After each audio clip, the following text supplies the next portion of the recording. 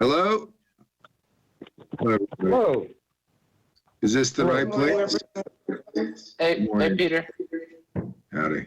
I'm gonna go silent.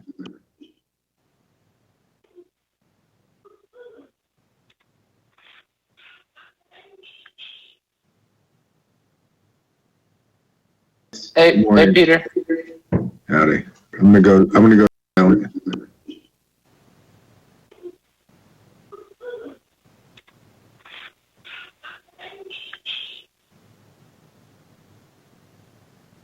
Hey, Morning. Peter.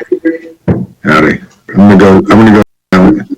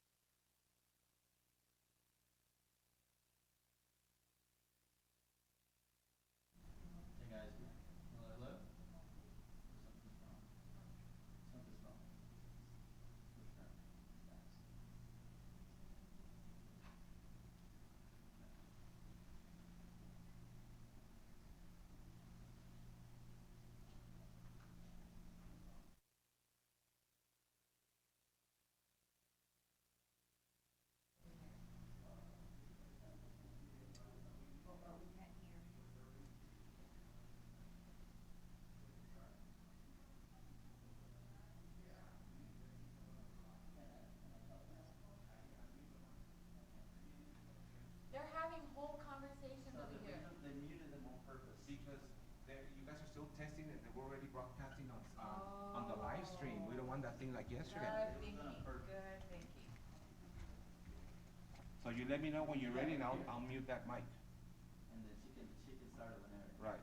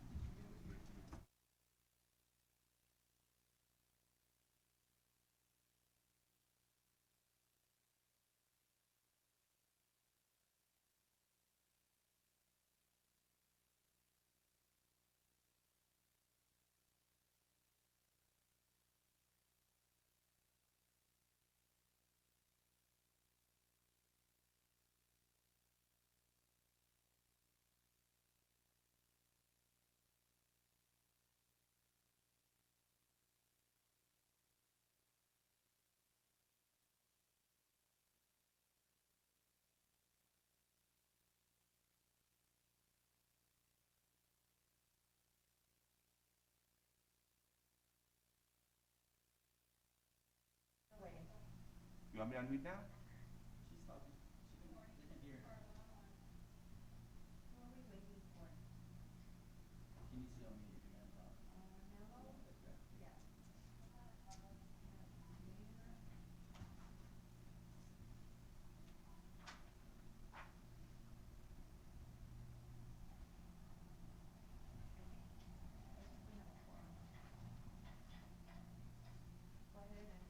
All right, here we go. Saraga's not there. And You're unmuted. Yeah, she is. Is she? Okay. What about Tommy? Is he? He's there. Mayor, I believe we have a quorum now. Okay, let's begin. Good morning. What's Good morning. This is a meeting of the El Paso City Council for Tuesday, March 31st, 2020. It is 9:02 a.m. And due to the pandemic, this is a video conference meeting to avoid congregate settings in physical locations. We begin with roll call. Mayor Margot, Here. Mayor Pro Tem Schwartzbein, Here. Representative Anello, Here. Hernandez,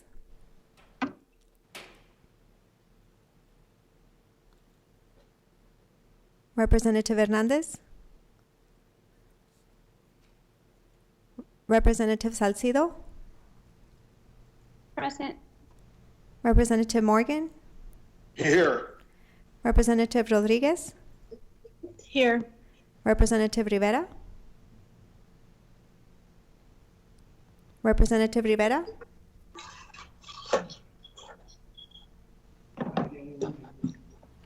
Representative Lizarraga. Present. There Thank seems you. to be a lot of echo. Yeah, Laura, can we, IT do something about that echo? Everybody mute if you're not talking. I think it's just because Laura's.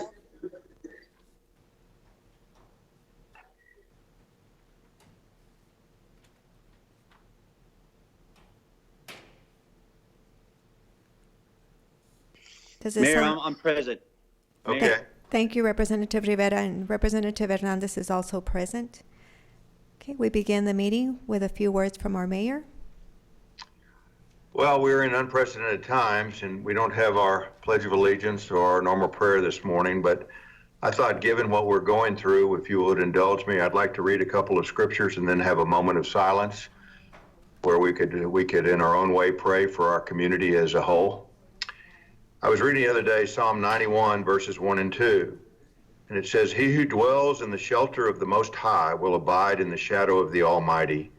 I will say to the Lord, my refuge and my fortress, my God in whom I trust." And then I was reading Romans 15:13 the other day, which said, "May the God of hope fill you with all joy and peace in believing, so that by the power of the Holy Spirit you may abound in hope." So could we just pause for a moment with silent prayer and then I'll end it?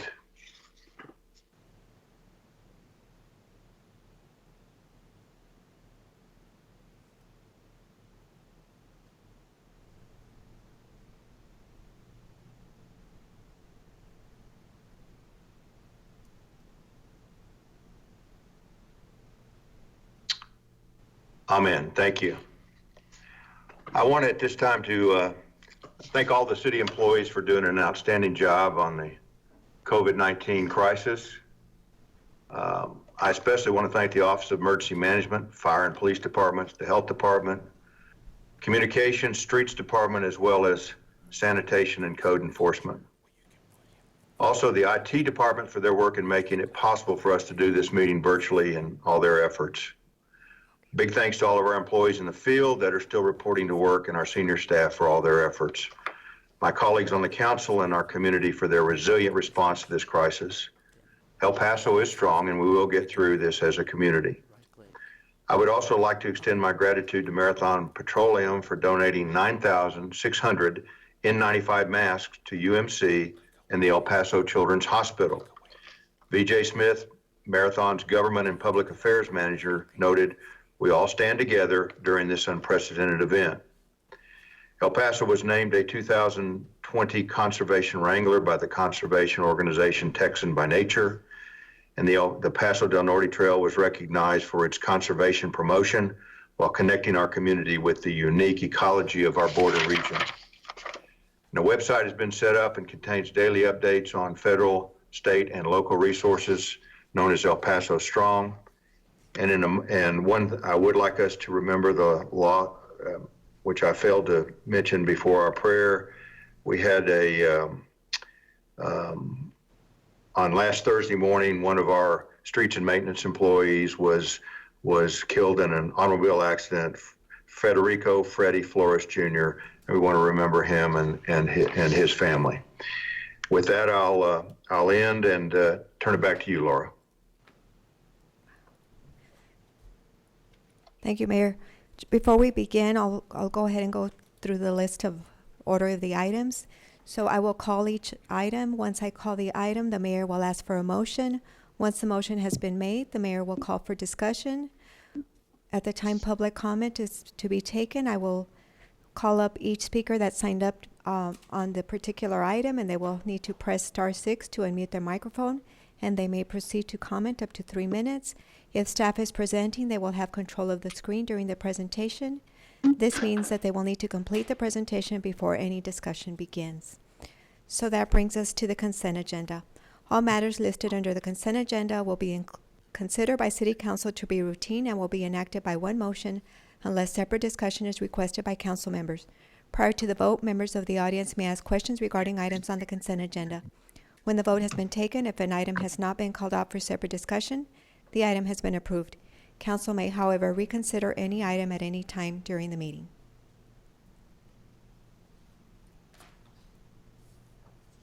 Mayor Pro Tem?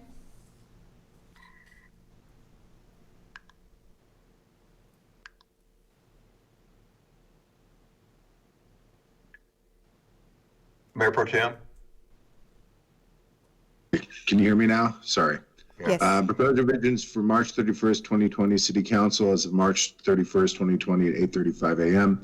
Page 13, item 20.2, public hearings and second reading of ordinances revised for planning and inspections. And that page revision is to the property owners. The owners are Tempe Thorn Rentals, LLC. Okay. And then page 14, item 23.1, other business revised per Representative Hernandez. And that revision is to strike out the word recreation and replace with the word community. That's all I got, Mayor. Is there a second? Sir, I didn't hear those revisions at all. You didn't come across. Laura, Okay, page 30, I'll repeat it again. Page 30, can you hear me now, Henry? Representative Rivera? Hello? Yes. Yes, Okay. I can hear you. Page 13, item 20.2, public hearing the second reading of ordinances revised per planning and inspections. This is revising the owner's name to Tempe Thorn Rentals LLC.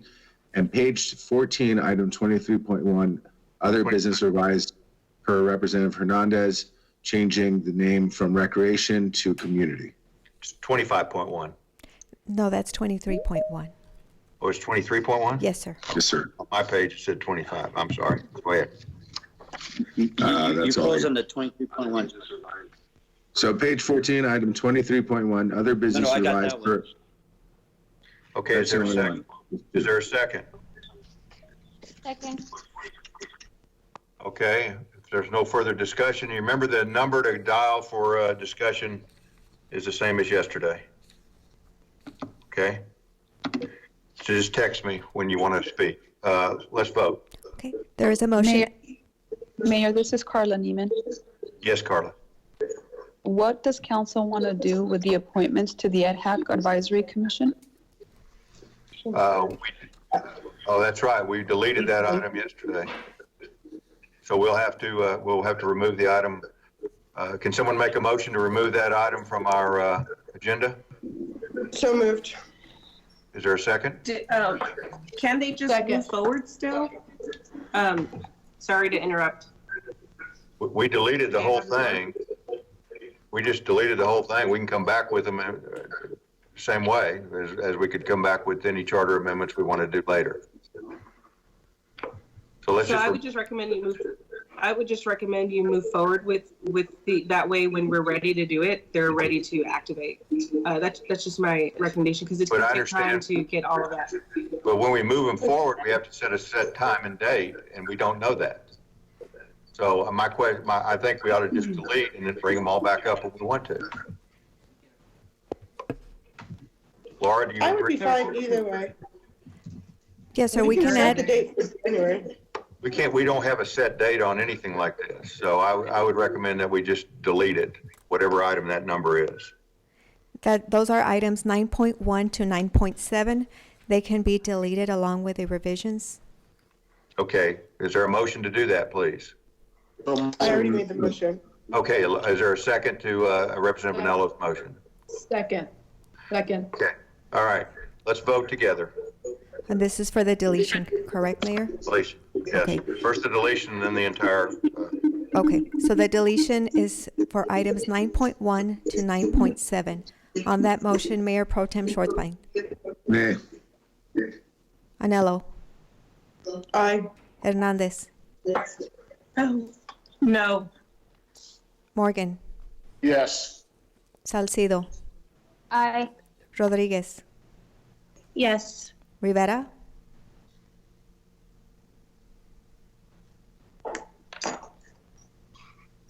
Representative Rivera, Yes. and Lizarraga. Aye. That motion passes with 6 affirmative votes. Representative Schwartzbein and Hernandez voting nay. The motion does pass.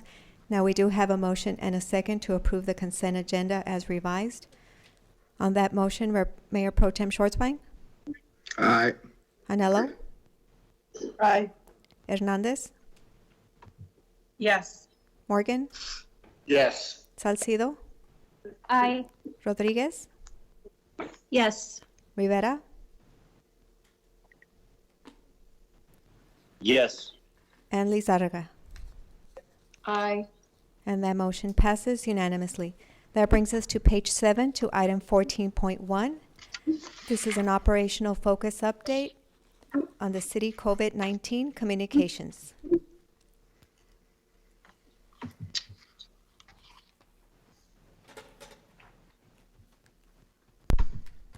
Good morning, Council. Laura Cruz Acosta. I'm going to be sharing my email here. Give me a second.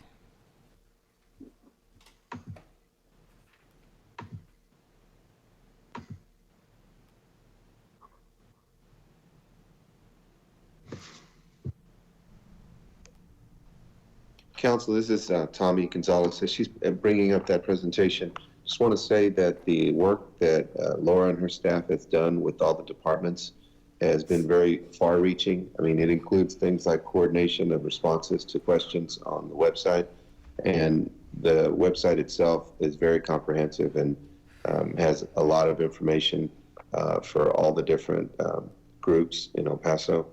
She's had a very strong relationship also with the Spanish media to get things out in Spanish as well.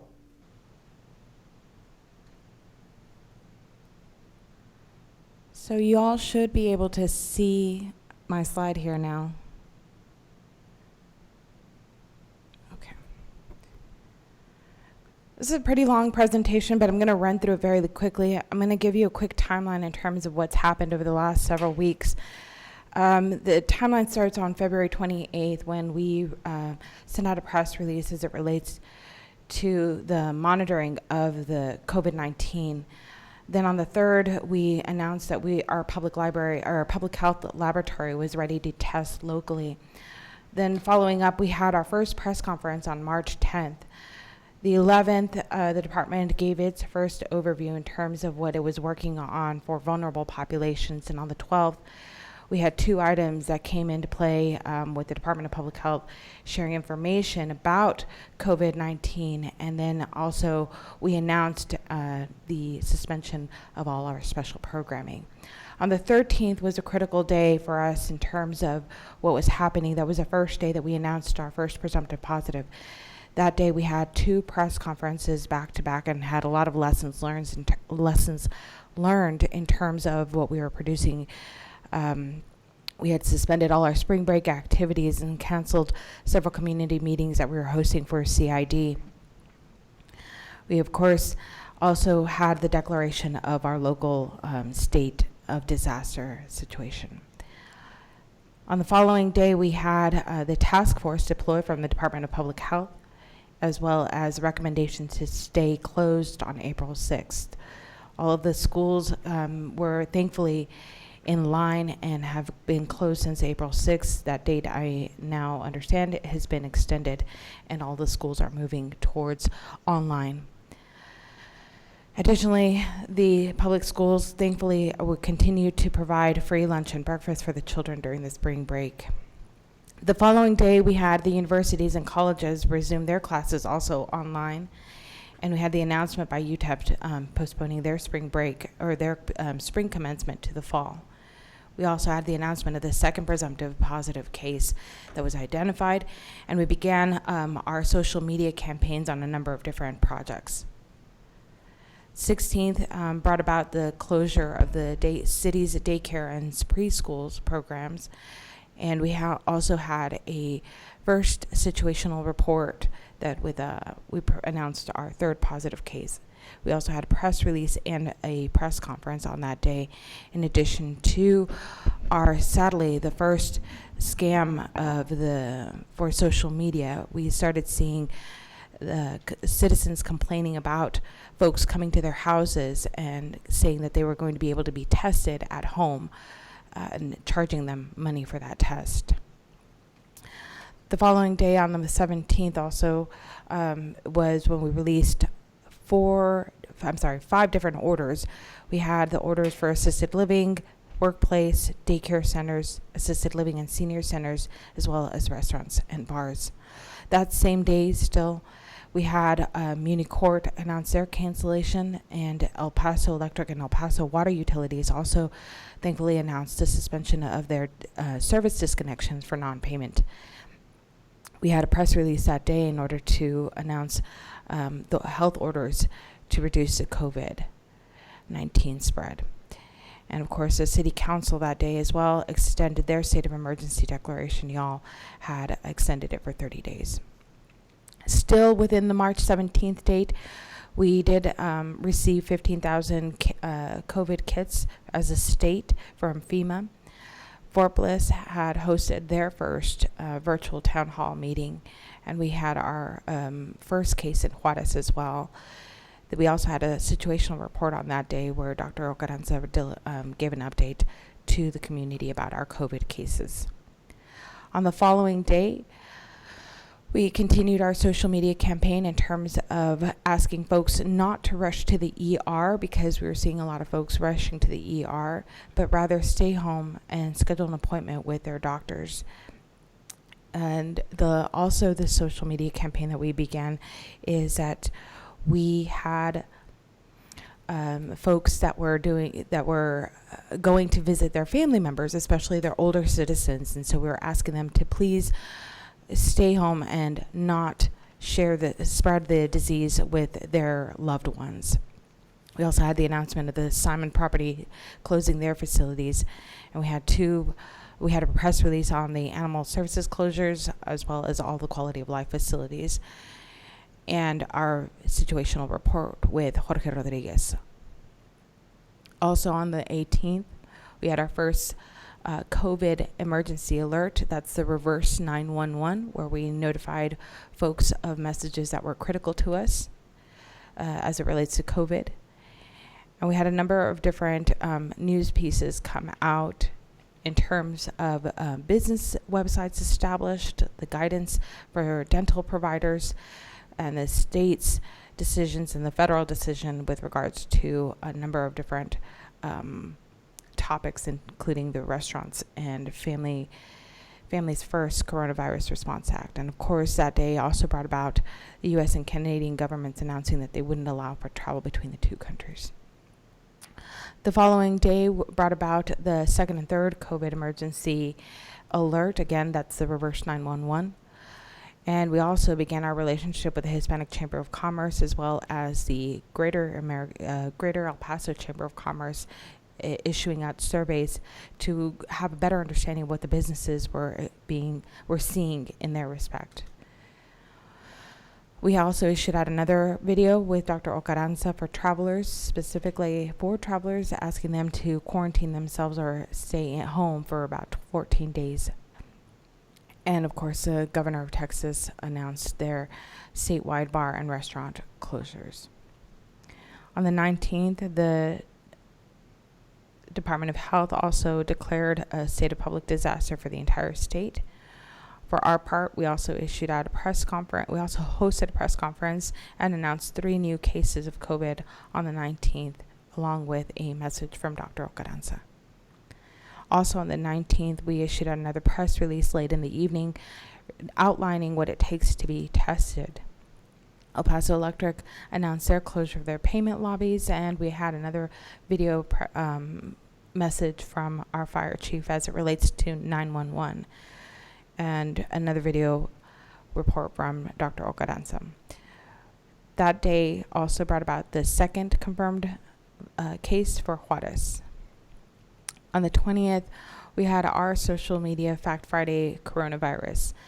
We had also several announcements and 4 health authority orders in terms of mass gatherings, restaurants, workplace, homeless service providers, and also the Environmental Services Department had suspended their walk-in services for the administrative office. That same day, Beaumont announced that they would be screening folks at the main gates and restricting visitations. We had 4 press releases that day as it relates to municipal courts, the responses for police in terms of the modifications that they would take, the amended emergency directives for COVID, and our international ports of entries changes. And we also announced a 4th and 5th emergency alert. Again, that's the reverse 911. And our Fort Bliss facility announced their first case of COVID on that day. At this point in the timeline, we had been 8 days into the COVID-19 pandemic for the city.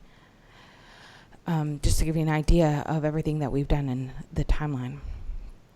On the 21st, we had 3 releases that day as it relates to Sun Metro, the streetcar, and a status update. We had our 6 emergency alerts sent out, and we had social media announcements with regards to fake messages and that a lot of folks were seeing in terms of national quarantine. Fort Bliss, for their part, announced their 2nd and 3rd case of COVID-19. The following date, we saw that Children's Hospitals Providence and Las Palmas, as well as UMC, had announced their no visitors policies. We had 4 press releases that day as it relates to the senior center's curbside meal, Sun Metro service updates. We had the 2 new corona cases in Ciudad Juarez and an update on the 7th case. The following date brought about 3 press releases on the hotline, COVID-19 hotline, and the Stay at Home Work Safe, as well as the police modification record for the Records Services Division. And of course, we had our press conference to announce the additional COVID cases, as well as our Stay Home Work Safe effort.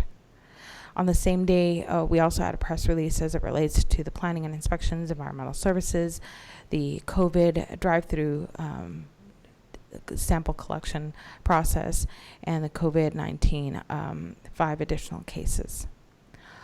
On March 25th, we had the release on the water department temporarily suspending the sandbag distribution and COVID-19 cases. We also had a virtual press conference on that day.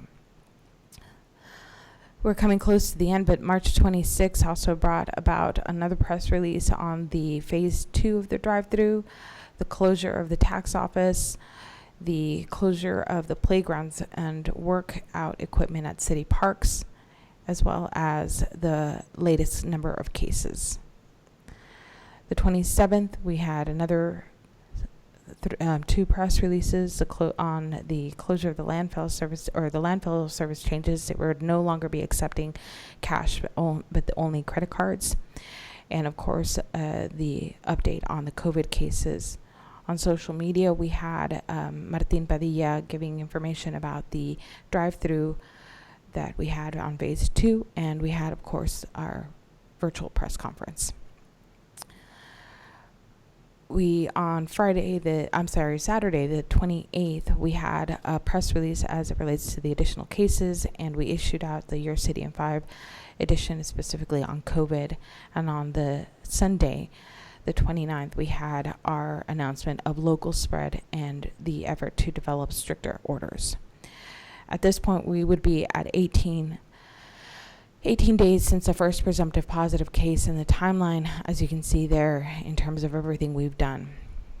We also created, of course, the website, EP Strong, and the EP Strong website has been very well received from the community. So we, on that website, we have a number of different pieces of information in terms of the closures that exist, the FAQs, which we're working to update, the resources page. And the resources page has information for a number of different folks, to include businesses, first responders, healthcare providers, the also the fired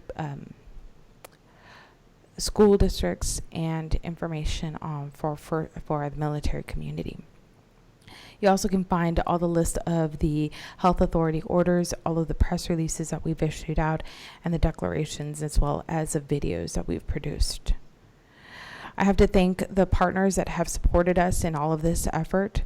In particular, the Paso del Norte Health Foundation, who hired Barracuda PR, I believe, in order to produce some of the pieces that you may already have seen throughout on different TV stations. Lopez Marketing has also been very supportive and produced a free video that has been shared across the state for businesses. KCOS has been very helpful in terms of taking some of our PSAs and airing them on their channels.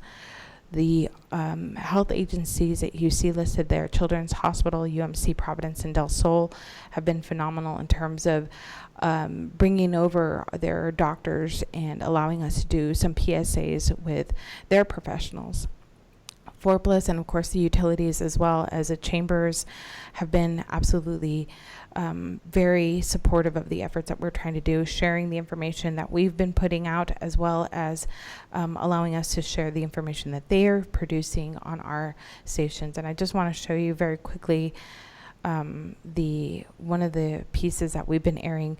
This excuse me. This one in particular has been shared with different TV stations, and I have to give a shout out to our graphic artist, Ivan Chavarria, who has produced a lot of the graphic pieces in for this video. It's not working. Okay, I'll do it this way.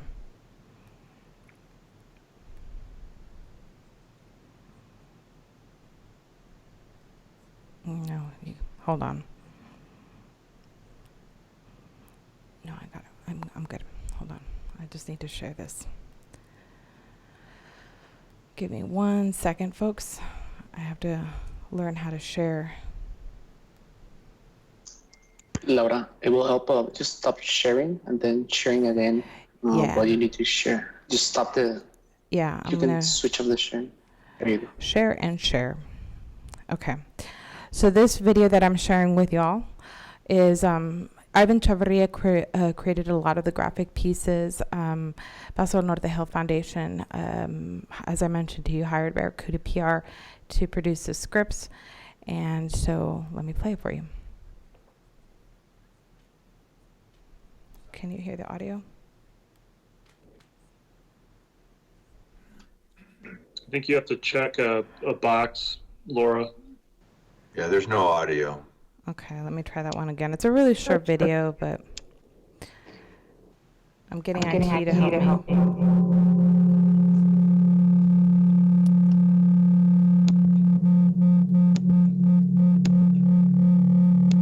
Okay, how do I help? Yeah.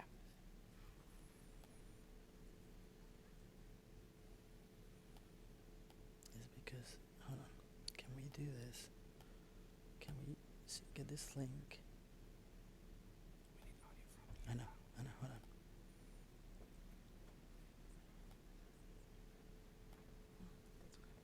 Hold on, I'm gonna share it to this post right here, and then we can open it from the computer. Right here. That way we can open it from there, and everybody can see it. Okay. You know what I mean? We've shared it on the screen chat. You can see it later. So I'm just gonna move on.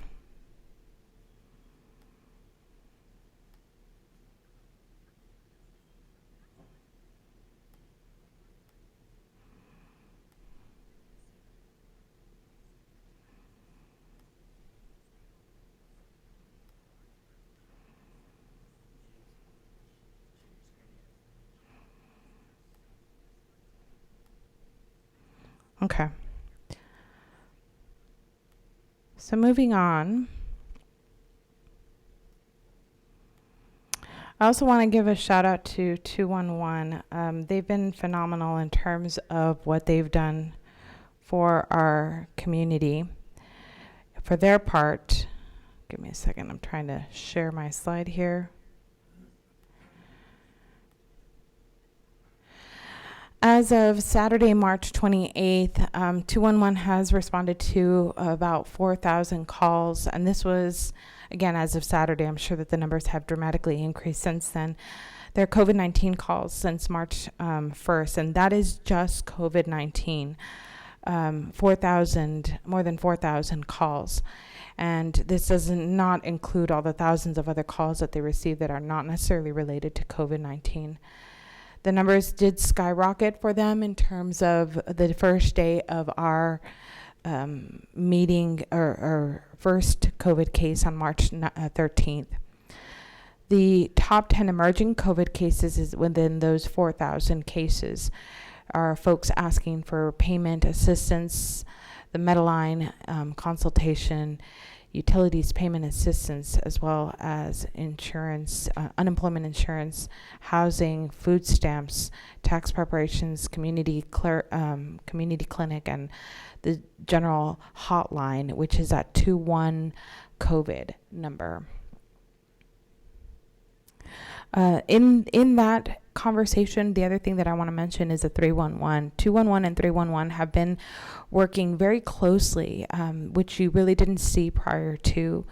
For their part, 311 also, as of Saturday, saw about 37,000 calls during the month of March. They surpassed their efforts from that they saw in January and February, with the number of calls that they received as it relates to COVID-19.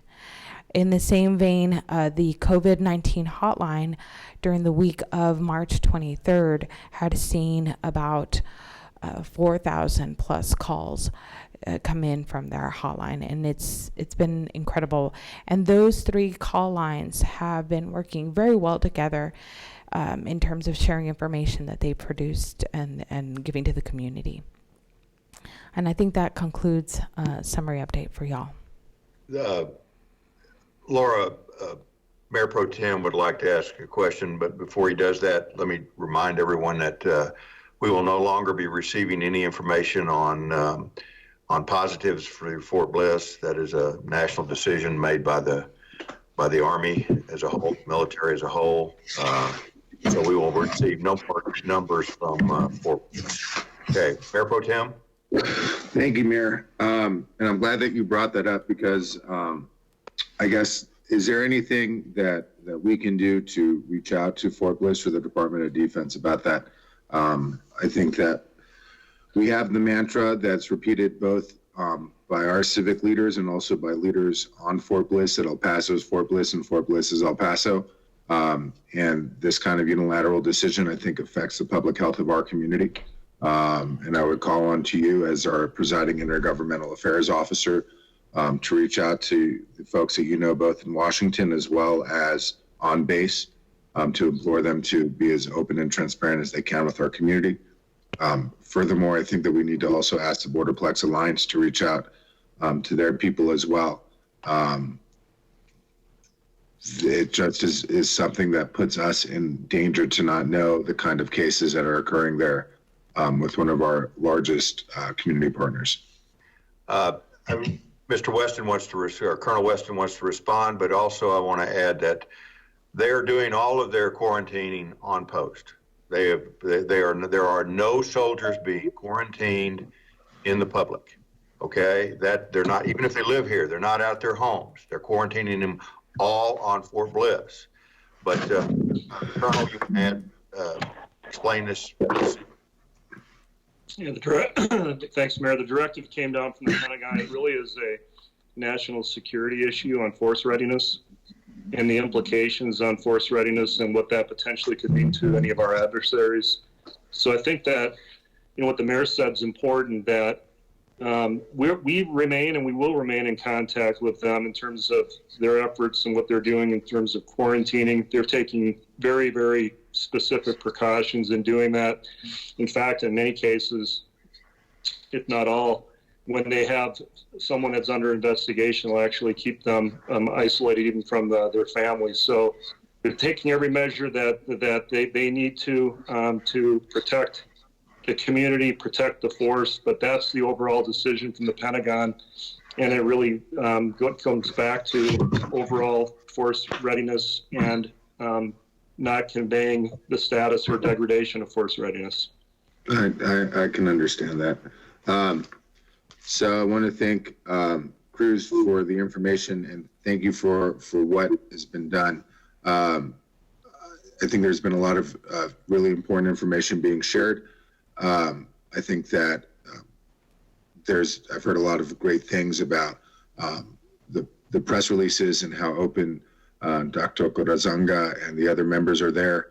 Dr. O are there and giving the presentations and responding to the press. I'm, always concerned about what we can do to be proactive about that. And I'm also curious and looking at what kind of information is being shared. The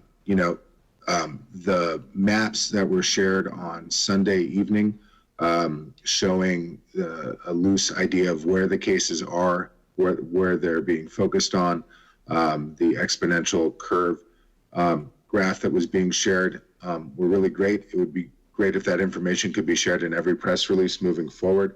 And also looking at what other examples have been done with other cities as well. And so I have a couple requests, or I have a couple of examples that other cities have done.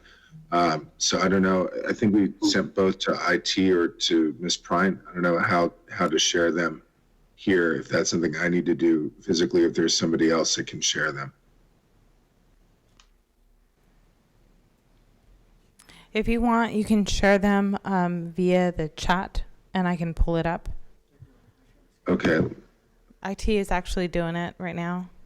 Oh, are they? They're sharing them where with the. They're working on it. Stand by. Oh, okay. Because I have a different computer. Okay. What the heck is happening here? Oh, we're back to the screen.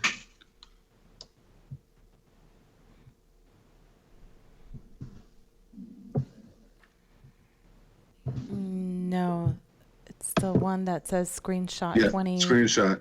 Well, the first one is the text. I just wanted to show a couple different examples of the kind of information that's being shared. There you So go. the first That one is the screenshot. Yep, that one.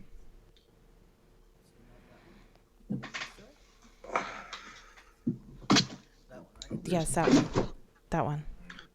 No, well, either the first one on the left was the one that's 919.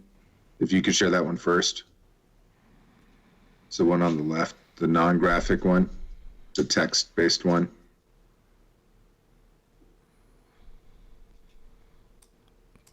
Thank you.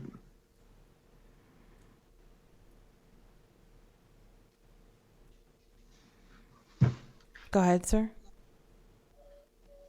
Okay, so I think that's going to be popping up. I'll wait till it loads. Basically,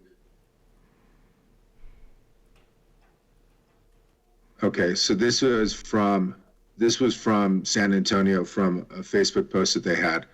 So the information that they share are the total amount of cases, how they came in, whether it was community transmission or travel related, or if it was familial, how many are currently under investigation, as well as how many recovered, if they were on ventilators or intensive care, and then how many people unfortunately have passed.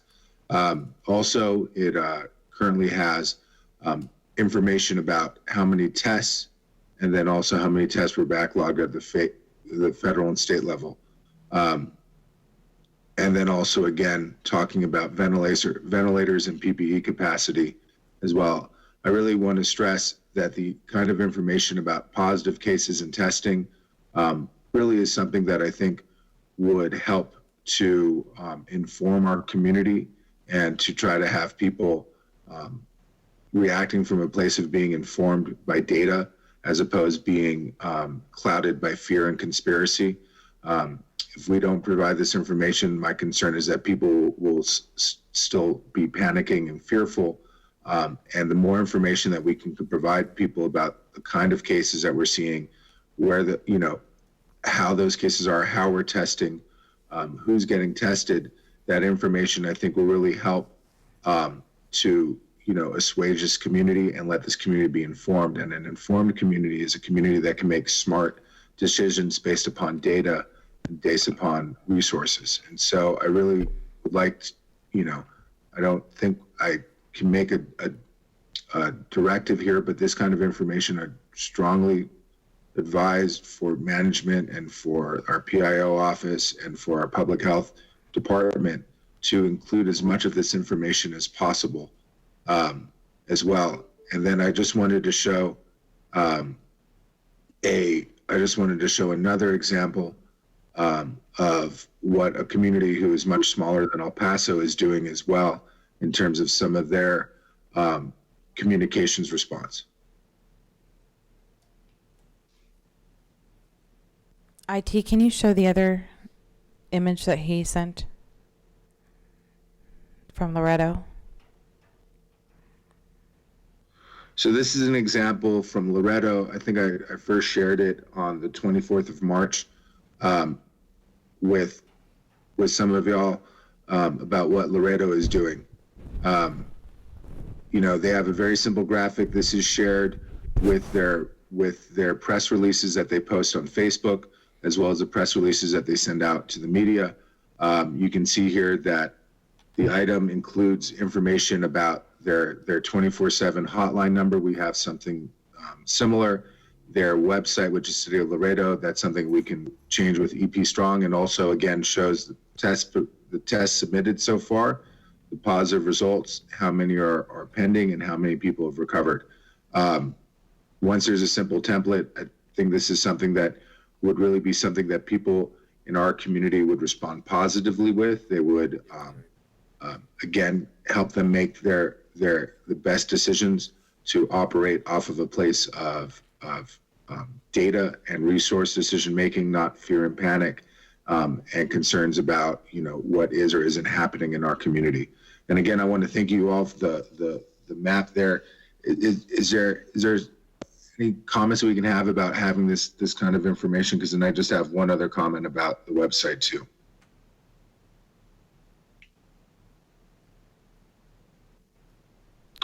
I just think, again, just to stress having a consistency of information, Sir, the maps is really great. Yes. Just give me a second. I'm pulling up some of the information that we've. I mean, I know my office, I've seen other offices like the Office of District 3 have made visualizations with our own staff and tried to share it through our networks. But I think that given the resources that we have and the ability to work through communications remotely, I mean, you need a laptop with Photoshop. I think that we can be able to make these kind of data-driven visual graphics relatively easily.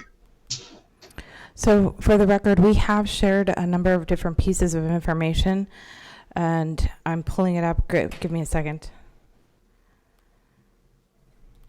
No, I mean, As it relates to the maps that we've shown, we have provided the media with this one, and we are working on developing additional visuals in terms of as what we've produced. We have issued out this COVID-19 situational map, and we are working on updating it. And in addition to that, we have provided an outline in terms of the increase of the situational monitoring that we produce, as well as a breakdown of the case ages and the cases by gender. Of course, we are working to produce all of this. Staff has been working diligently in every respect for trying to work on different ways to share the information that we've produced. And it hasn't been without, we've heard it from a number of different agencies, and we are working to produce it. For our part, we have also received a number of different comments that they appreciate this level of information that we've created for them. Absolutely, and I've heard the same, and people really responded positively to these visualizations, to these graphs, and to these maps. My question would be: is how often are we planning on updating these maps and graphics? We produce them as frequently as we can, sir, in terms of the information that is constantly flowing out of the health department and the EOC has been tremendous. This is a very fluid situation, and so as quickly as we can churn it out is as quickly as we are producing it. Can they be updated with the press release every day, the daily press release? We are, and additionally, I have sent you all every day a situational report that can be shared with the community, in addition to a summary update that I asked you all to also share on your social media and news letters. Every day I sent you all a list of what has been done throughout the day. Okay, because I guess I then missed the map that was updated and sent yesterday with the press release, because I didn't see a map connected with the press release yesterday. Staff is still working on that one. As I mentioned, it's an ongoing effort. We had a marathon press. We had a marathon press conference as well as a marathon council meeting, and so we're limited on resources in terms of everything that we're producing. So we will work more to produce those. And when can we see an update graphic in terms of total testing and amount recovered? Because I think as quickly as the health department can produce it, sir. Okay, because that information that was shared both by Bexar County and the city of San Antonio as well as Laredo, both of those styles were extremely informative, and I think would really benefit. I understand. Thank you, sir. This community. And then the last thing, can we bring up the website by any chance? Sure.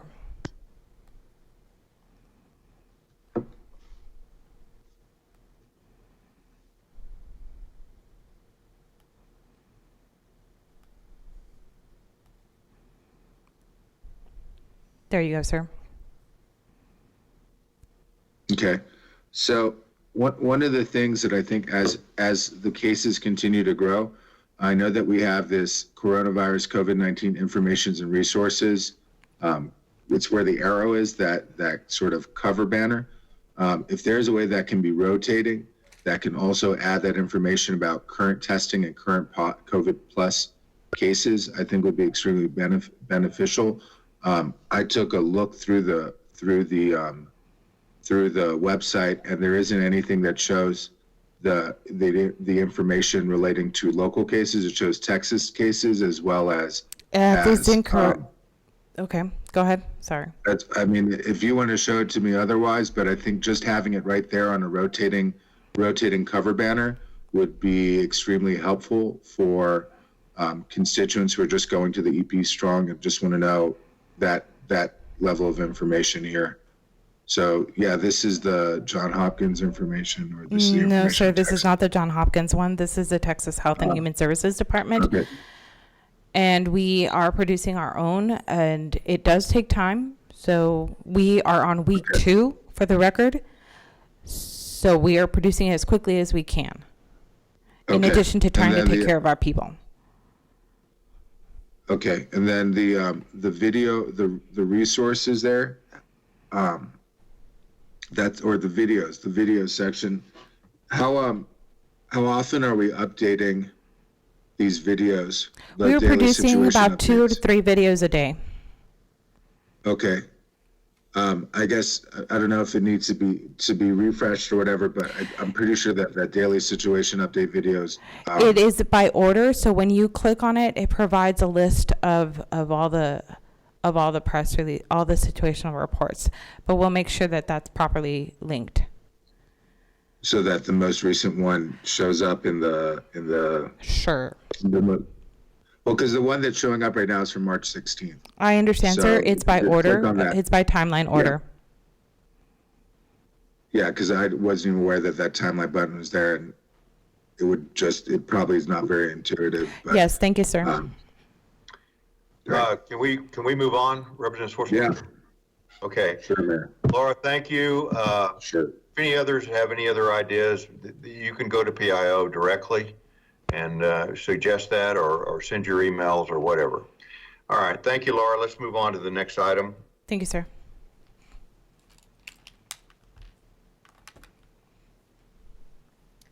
We now turn to page 8. We're on the first reading of ordinances. These are items 15.1 to 16.1. Move to approve. Is there a motion? Motion to approve. Is there a second? Second. All right, let's vote. There is a motion and a second to approve the first reading of ordinances, items 15.1 to 16.1. On that motion, Mayor Pro Tem Schwartzbein. Aye. Anello. Aye. Hernandez. Yes. Morgan. Yes. Salcido.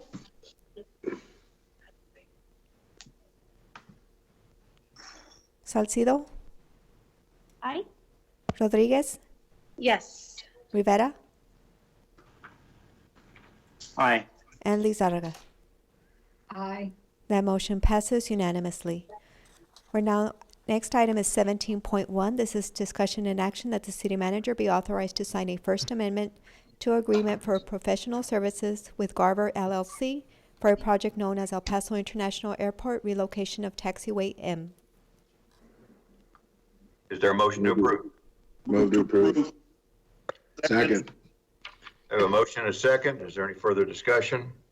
Not seeing any. Let's vote. On that motion, Mayor Pro Tem Schwartzbein. Aye. Anello. Aye. Hernandez. Yes. Morgan. Yes. Salcido. Aye. Rodriguez. Yes. Rivera. Aye. And Lizarraga. Aye. That motion passes unanimously. The next item is 18.1. This is discussion and action on the award of solicitation 2020-677 Viscount Boulevard roadway lighting and medium landscaping project to El Paso ARC Electric, Inc. Is there a motion? Move. To approve. All right, we have a motion and a second. I don't see any conversation. Let's vote. On that motion, Mayor Pro Tem Schwartzbein. Yes. Anello. Aye. Hernandez. Yes. Morgan. Yes. Salcido. Aye. Rodriguez. Yes. Rivera. Aye. And Lizarraga. Aye. That motion passes unanimously. The next item is 19.1. This is discussion and action on the award of solicitation 2020-488 South Central Street and Drainage Improvements Phase 4 Edna and Dolan to International Eagle Enterprise, Inc. Motion to approve. Second. Any further discussion? Let's vote. On that motion, Mayor Pro Tem Schwartzbein. Mayor Pro Tem Schwartzbein.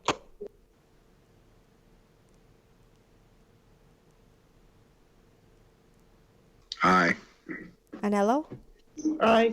Hernandez. Yes. Morgan. Yes. Salcido. Aye. Rodriguez. Yes. Rivera. Aye. And Lizarraga. Aye. That motion passes unanimously. The next item is 19.2. This is discussion and action on the award of solicitation 2020-224R Travel Demand Model to Replica, Inc. Is there a motion? Motion to approve. Second. All right, I see no further discussion. Let's vote. There is a motion and a second to approve. Mayor Pro Tem Schwartzbein. Aye. Anello. Aye. Hernandez. Yes. Morgan. Yes. Salcido. Aye. Rodriguez. Yes. Rivera.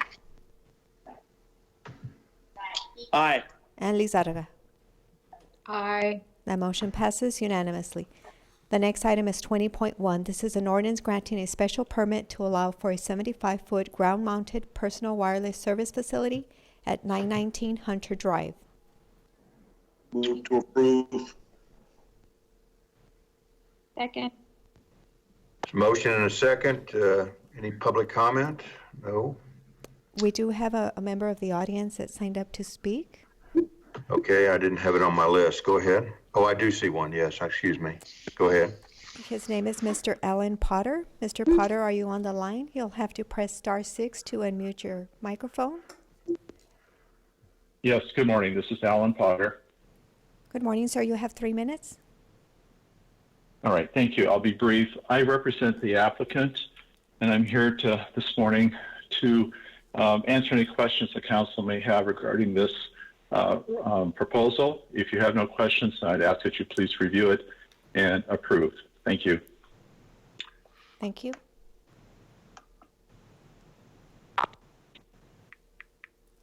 I don't see any questions. Let's vote. On that motion to approve, Mayor Pro Tem Schwarzbein. Aye. Aye. Anello? Aye. Hernandez? No. Morgan? Yes. Salcido?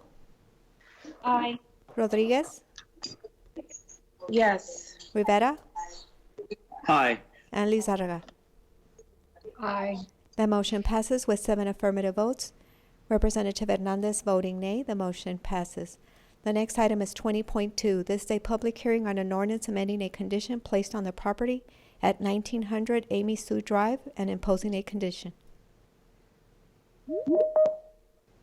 Is there a motion? Motion to approve. Second. Property at 1900 Amy Sue Drive and imposing a condition. Okay, we have a motion and a second. Is there anyone signed up to speak? No, sir. All right, let's vote. On that motion, Mayor Pro Tem Schwarzbein.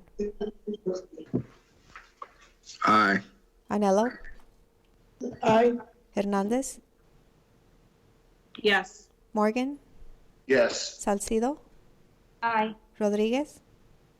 Yes. Rivera? Aye. And Lizarraga. Aye. That motion passes unanimously. The next item is 21.1. This is a public hearing on an ordinance authorizing the city manager to execute a quitclaim tax resale deed conveying to MJ Real Properties, Inc. all of the right, title, and interest of the property north portion of Lot 9 and east half of Lot 10, Block 12, Sunset Heights. Motion to approve. Second. I don't see anybody signed up to speak. Let's go ahead and vote. Okay. On that motion, Mayor Pro Tem Schwarzbein. Yep. Anello. Aye. Hernandez. Yes. Morgan. Yes. Salcido. Aye. Rodriguez. Yes. Rivera. Aye. And Lizarraga. Aye. That motion passes unanimously. The next item is 22.1. This is a public hearing on an ordinance amending Title 12, no stopping or standing, to add parking restrictions on Glenwood Street from El Paso Drive to Alameda Avenue, both sides. Move to approve. Move to approve. Second. I have a question on this. Yes. So what was the process that this tow-away zone was sort of created? I guess I'm trying to understand why it was created and how it went through the process of having a tow-away zone. Good morning. This is Hannah Williams from Streets and Maintenance. I can go ahead and go through the presentation if you like. Okay.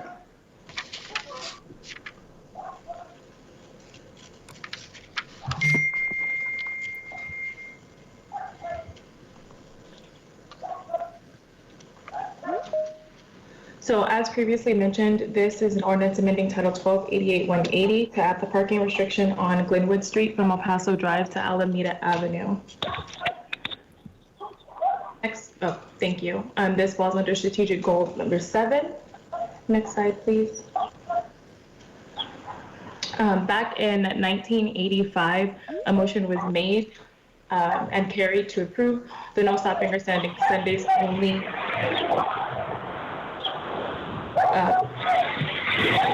I'm sorry, can you go back? Can people mute their phones, please?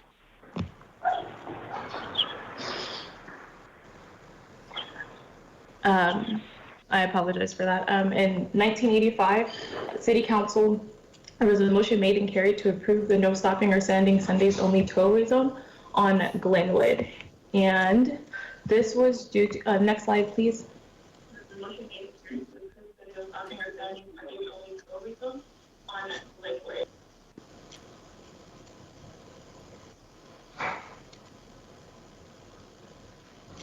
Can I get the next slide, please, IT? Thank you. The current request to modify this zone to a no parking anytime tollway zone came from the residents during capital improvements, street improvements project. And just a little background information, Glenwood is a two-way street with an 18-foot travelway, which is essentially 9 feet for travel in each direction, which would not permit parking on the street. Next slide, please. And this is just an illustration. Way back, you can see that there are 2 vehicles, and you can see how tight that right-of-way is.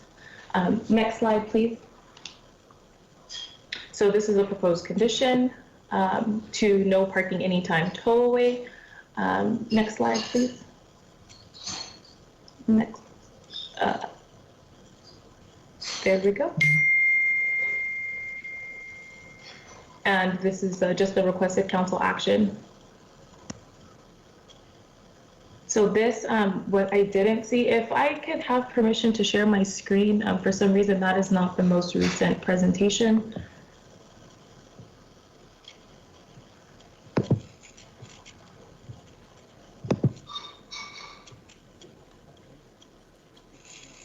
Oh, that's not the one either. Here we go. This is a map right here. And on this map, you can see that the Fox Plaza Shopping Center is to the south of this area. Here's Glenwood Street. And then this is the Fox Plaza Mercado. So the initial ordinance was put in because of the patrons visiting the Mercado, and they were taking up the parking on Glenwood. And now the residents have requested to have parking restricted at all times.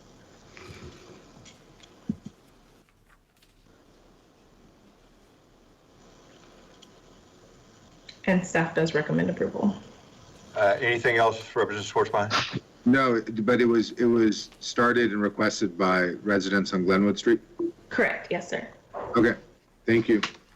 Okay, let's vote. Okay, there is a motion and a second to approve item 22.1. Mayor Pro Tem Schwartzbein. Yes. Anello. Aye. Hernandez. Yes. Morgan. Yes. Salcido. Aye. Rodriguez. Yes. Rivera. Aye. And Lizarraga. Aye. Aye. That motion passes unanimously. The next item is 23.1. This is discussion and action on a resolution formally naming the Alameda Recreation Center located at 7380 Alameda, El Paso, Texas, 79915 to Valle Bajo Community Center. Move to approve. Second. Representative Rivera would like to speak. Sure. Can we take these items separate? I mean, although they're together, can we vote on them separately, please? And I believe we have public comment on this. Which we're talking 23.1 only. What other item? I believe yesterday Representative Hernandez. They're separate now. Okay. If that's how we're going to vote for it, that's fine, please. Okay. Did you have anything else? Public comment is up, sir. Okay. All right. Laura, Representative Schwartzbein, did you want to speak before public comment? I'm just curious, when did we make a decision to take these items separately? I mean, it's. Yeah, I thought so. They're on the agenda separately. You would have to combine them to make the motion. You're talking about 23.1? Folks, there's somebody who has 2 units on at the same time. If you could mute the second video, we were getting a lot of feedback. Oh, okay, I see what you're saying. Never mind. Okay. Did you have anything else to say, Representative Schwartzbein? No, sir. Okay. Mayor Pro Tem is done. Okay. You want to do let's do public comment then. Okay, the first person that sign up to speak is Miss Sylvia Carrion. Ms. Carrion, go ahead, ma'am. You have 3 minutes. Can you hear me? Yes, ma'am. Can you hear? Okay. Dear Mayor and Council, I am Sylvia Carrion, President of the Mission Valley Civic Association and Loma La Neighborhood Association. I also represent District 7 on the Parks Advisory Board. The Park Board met on February the 10th with several presentations given by the city staff, as well as receiving information by Mr. Tracy Novak, who retired that same day, which was a shock to me. The Park Naming Subcommittee met prior to the meeting, and when the item 7B came before the discussion and action, the subcommittee already voted in favor, but when it came to the board vote, I abstained in order to further study the application. The name Valle Bajo is not acceptable to me and others in the Mission Valley planning area for the building. There will be a big icon in the Mission Valley. The name Valle Bajo is a Spanish translation for Lower Valley, and who we live and work in the valley have been asking for some time now not to refer to all the areas south of the freeway as Lower Valley. There are many more appropriate names that can be used to name the community center. It's been suggested to me by the way of Cedar Grove Community Center, Riverside Community Center, Grand Valle Community Center, Rangers Community Center, the Valley. Webster's Dictionary, the word lower, relatively low in position considered inferior to others in value or rank, located beneath or something under. The Webster Dictionary for upper, higher in status, position or location, upper class, economically or socially superior. Attached, please find petitions from presidents of 10 neighborhood associations in the Mission Valley planning area with over 250 signatures. Also letters of support from Fabiola Campos, president of the other Corridor 20 Civic Association, and one from the YISD trustee from Bel Air. No one agrees to this name. Attached also is email communication from me to Ms. Cassandra Hernandez asking to postpone this item to give us an opportunity to speak with her on this item. She did not respond at that time. Ms. Hernandez is the applicant on the renaming center, and she and her staff were the ones who obtained the signatures. Who would not sign under those circumstances? The power of the office. Also, yesterday at council meeting, she stated she had vetted the names of the library and the gym. This is not correct. Ms. Hernandez is taking her office to control everything in her district. This Alameda Recreation Center was voted on and worked on by Ana Dueñas and her neighbors in all the neighborhoods to be placed in the center of the 2012 bond. I ask you, please do not allow this item to go forward, to give us an opportunity to meet with her and vet some other names more appropriate for this neighbor. Thank you, Ms. Carrion. The next speaker. Thank you. Thank you so much. The next speaker is Ms. Fabiola Campos Lopez. Ms. Lopez, go ahead, ma'am. You have 3 minutes.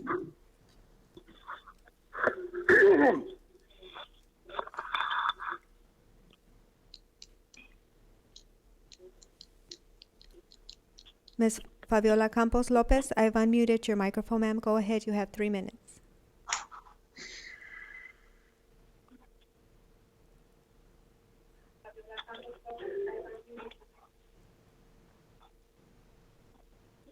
Ms. Campos, are you on the line? I knew this was going to happen. Go ahead, I knew ma'am. this We was can going to hear you. happen. Go ahead, Ms. Campos. We can hear you.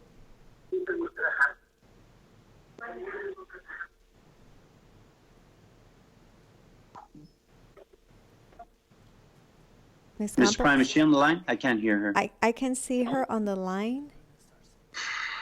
Ms. Campos, will you please press *6?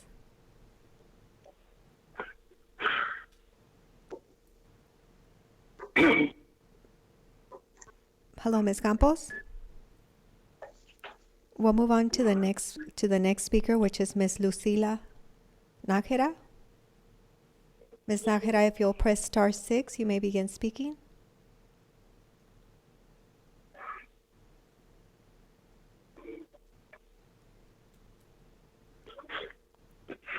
Ms. Nakira? Hello? Yes, ma'am. Ms. Nakira, go ahead. You have 3 minutes, ma'am. Okay, good morning. I want to thank everyone for the opportunity.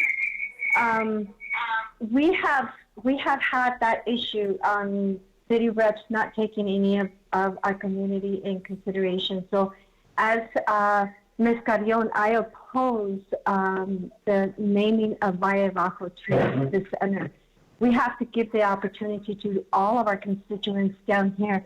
I am the newly president of Penrose Neighborhood Association, and we all need to make sure that we are being taken into consideration in naming the facilities in which we, the community, are the ones that are going to be using it, and we are very prideful to have a new facility in our area. This has been happening on numerous occasions that the community does not have that opportunity to name the facilities. So please, keep all of us in mind down here in Mission Valley, as numerous people have corrected me and numerous others not to be using the Lower Valley, because we here in Mission Valley do count and we do have a voice to have our facilities be named on what we would much rather have than Lower Valley, not something else, or Valle Bajo. So thank you very much for giving me the opportunity to say something in regards to this.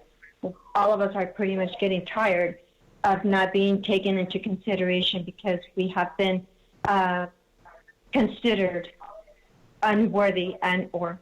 So please give us an opportunity, because we do matter and we are very vocal. Thank you, Ms. Nakira. The next speaker is Mr. Manuel Moreno. Mr. Moreno, if you're on the line, go ahead, sir. You have 3 minutes. Okay, can you hear me? Yes, sir. Okay, my name is Manny Moreno. I'm a retired engineer. I'm also a disabled U.S. Marine Corps Vietnam combat veteran. I'm a resident of the Cedar Grove community area now for 42 years, and I live a block and a half from the new community center at 7380 Alameda. I'm not associated with any neighborhood or civic association whatsoever. The reason I'm calling is I understand that the name the constituents chose for the community center, Valle Bajo, is being contested. I find it alarming and disappointing that after following all the guidelines that were given to us for naming the community center, it is being contested. I was asked by my district representative, Cassandra Hernandez, to help her in obtaining the signatures and supporting some of the names that I recommended last year. Having to artificial knees and not being able to canvas as well as I used to when I was younger, I asked the clergy at St. Paul's to let me talk at the end of 4 masses on Saturday, the 18th of January, and Sunday, the 19th of January. I talked about the choices, which were Alameda Community Center, Playa Community Center, Valle Bajo, and write-ins. I touched on the history and heritage of our area and how the names fit. I also talked about the library being named after Mr. Enrique Moreno and the gym after Steve Yellen and their contributions to El Paso in the area. I specifically talked about the 1 mile radius requirement of the Parks and Recreation Department for naming these, and outlined the north, south, east, and west limits, which I measured the week before. All signing was monitored by me. Some people had to be turned away because they lived outside the radius that the rule stated. I believe close to 300 signatures were gathered, and Valle Bajo had the most amount of signatures for naming the new community center. All the signature sheets were turned over to Cassandra Hernandez the following week. Why is this being contested by people that don't live in District 3?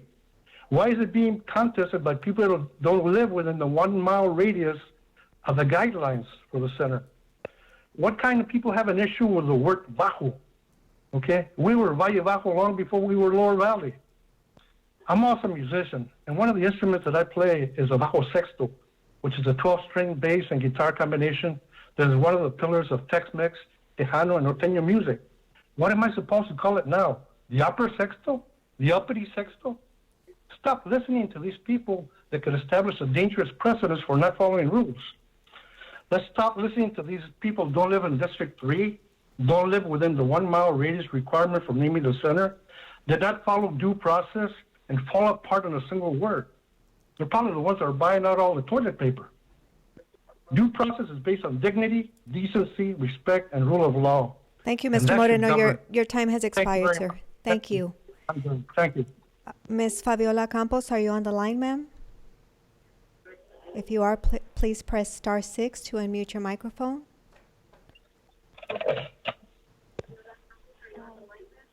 Ms. Campos?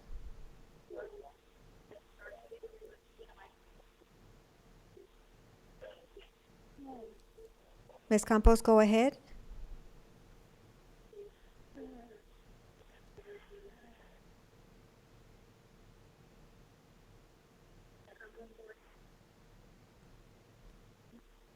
Mayor, that concludes public comment. I don't hear Ms. Campos on the line.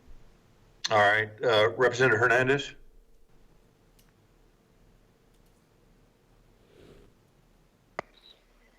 Thank you, Mayor. And so I just want to go back to the original request that we had made. I would like to vote on the items 23.1 and 25.1. That's what I requested yesterday, that these are in tandem and go together. But separate from that, I do want to thank all the speakers for coming out. Thank you. Thank you, Mayor Pro Tem Sortoy. I do want to thank the callers for calling in. I do know a number of them, Ms. Najera and Mrs. Carrion, do come to my community meetings. And I talked to Mrs. Carrion yesterday. We talked about her engagement. I thanked her for her engagement. I also expressed that we had a difference in opinion, and I understood, and I was sensitive to her concerns about, what the definition of Lower Valley is. And so just to reemphasize to my colleagues, I didn't collect these signatures alone. Mr. Moreno, who is one of my closest and dearest constituents, he also supported me. Members of my office supported me. We also collected a number of letters of support that we submitted for your information. We also submitted the petitions of those who signed it. So I think the takeaway here is that we followed the rules, we followed the guidelines. We surveyed residents. We asked them for over a year what they would like to see here, what would the name they would like to see here. I even went as far as to go to the businesses surrounding the site to ask those who work right next to the facility what they thought about the proposed names and if there was write-in options or any other ideas. It was a clear consensus that the folks who live in the valley, that starts at Escante, ends in Clint, those who refer to the Mission Valley as the Mission Valley, I totally respect their opinion. They live near the missions over by Zaragoza. That we're just it's just a little bit different here in the valley. We're all in the valley. We're the lower part of the valley, respected to Rio Grande. And so this isn't something that I pushed myself. These were ideas that my constituents brought for me, and I helped facilitate that process because it was a brand new facility. So I wanted to make sure that we were being as inclusive as possible with all the residents nearby. So I'm trying to demonstrate all the steps we took because we have exhausted all efforts. We did our due diligence and we went above and beyond to make sure that we heard the folks who will be using it that are nearby. And so while we'll have difference in opinions from the callers who called in, I do respect you deeply and I appreciate your consensus about not, liking the name, and I don't disagree with you. But it is difficult to find a name that everybody likes, and I think this is the one that rose to the top. So in all cases, the majority rules, that's the philosophy that we took. The one that had the highest support and votes, that's the one we presented to the Parks Advisory Committee that was approved. I think Mr. Fife said it was approved unanimously. He can correct me if I'm wrong. And that came to City Council as a presentation as 23.1. So we followed the rules. And then in addition to the Valle Bajo, the item 25.1, if I can speak on that one, the same process was taken there. Signatures were collected, ideas were expressed. There are some people who absolutely love the names. There are some people who said, They don't like the name, gave other recommendations for names. Those recommendations for names were also shared. So some of those names were the Playa Trail Community Center, the Alameda Community Center, the Rio Bravo Community Center. There are a number of names, even as far as the governor of New Mexico, Susana Martinez, that name was considered because she went to Riverside area. All of these names were expressed. A lot of people had different opinions. We went with the majority. And I understand that that's not going to be a favorite decision to a group that lives in the Mission Valley. And I understand that. And I have no animosity towards you. I would love to have a relationship with you in the future. We followed the guidelines set forth by the Parks Department, and that's how we move forward. So again, I would ask my colleagues to support me in this effort. This is a year in the making. And I would appreciate your support to name the Community Center Valle Bajo and the 2 facilities inside the gymnasium after Steve Yellen, a former UTEP basketball player who has dedicated his life to athletic activism, basketball camps for underserved communities, and to help youth learn skill sets from NBA basketball players. I mean, a great a person in our community who has never sought recognition, who is deserving of naming a basketball gymnasium after his efforts and his support for our youth in our community. And to Mr. Enrique Moreno, which I think is a very unique time today, celebrating Cesar Chavez, of all the work for civil rights issues and social injustices. Mr. Moreno and his time as an attorney has advocated for injustices in our community, for civil rights, and who passed away, unfortunately, last year, who had a love for reading and embraced the rule of law. And for that, we want to honor his efforts to commemorate him in his memory after the Enrique Moreno Library that's going to be at the community center. These are everything that their bios have been attached to petitions. Everybody had access to their bios. They were in Spanish. They were translated in Spanish as well. We circulated them door to door. We talked to them as well. Mr. Moreno also had bios that he was able to talk about them at his church, and also when he collected signatures. Everyone is fully aware who they are, where they're from, where they went to school, what their efforts were, and they all agree, those who signed, they all agree that these individuals are outstanding community members and deserve to be recognized for their efforts. And so I think I've exhausted my time now, but again, I would ask for your support in approving 23.1 and 25.1 as one item so that we can approve these together and then move on with our important agenda that we have ahead. Thank you, Mayor. Representative Rivera.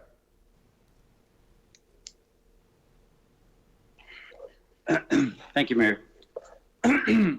First of all, if they're going to be taken together, I would like to amend it and say we take the vote separate for each item, even though they're together, sir. Next, I want to start off by saying to my colleague, Representative Hernandez, that her initiative to name a signature bond project in District 3 is appreciated. Our job is not easy and definitely under the best. Can we? Hello? Sir, can you hear me? Yes, we can hear you, Representative Rivera. Sorry. Okay. Our job is not easy and definitely under the best of intentions. We sometimes trigger strong opposition in our actions. The reaction, the Recreation Center, Library, and Senior Center in District 3 was built on Alameda because that's where the land was available for sale. Alameda crosses 4 districts, 8, 3, 7, and 6. When the community lobbied for it to be on the bond, the entire city voted for 3 of these centers to be built. The highest concentration of people voting for the bond in 2012 was from the Mission Valley, from districts 3, 6, and 7. The idea was to build it anywhere between Alameda and Reynolds, from District 8 to Zaragoza and Alameda. District 6, and it could have been built in any districts that included Alameda. It wasn't. It was just to be for District 3 residents. It wasn't just meant to be for District 3 residents, but also for the Mission Valley residents to enjoy.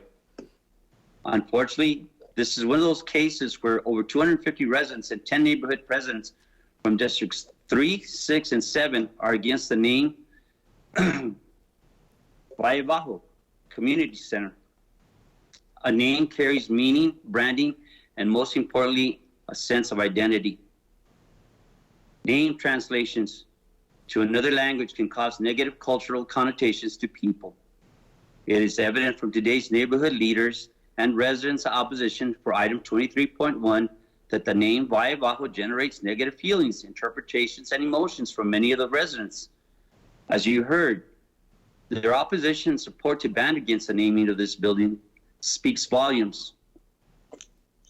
And at the request of the residents and neighborhood associations leaders of our community, I asked one more time to have this item postponed until after the COVID-19 crisis so that those in opposition can meet those that are in agreement with Representative Hernandez and myself if they would like.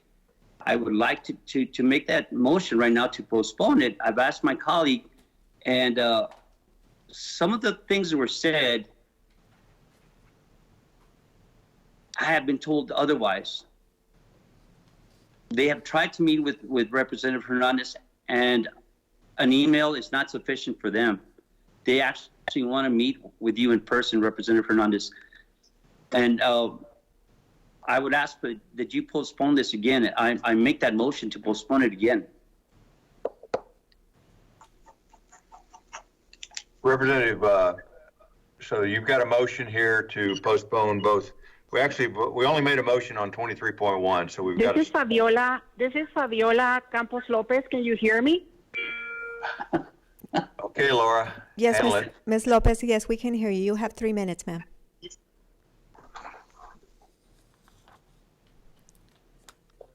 Go ahead, Ms. Lopez. Press star 6 and you may begin speaking.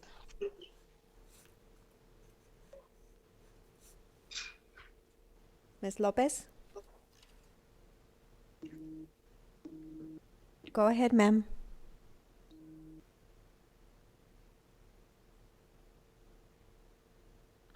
Ms. Lopez? I think we lost her. I don't hear Ms. Lopez anymore. All right. Ms. Bryan, Mayor. Wait, here we go. Go ahead, Ms. Lopez. You have Can 3 you hear me? minutes. Yes, we can hear you. Okay. My name is Fabiola Campos Lopez, president of the El Paso Neighborhood Coalition and president of the Corridor 20 Civic Association in Mission Valley area. Not on District 7. I represent District 3, District 6, and District 7.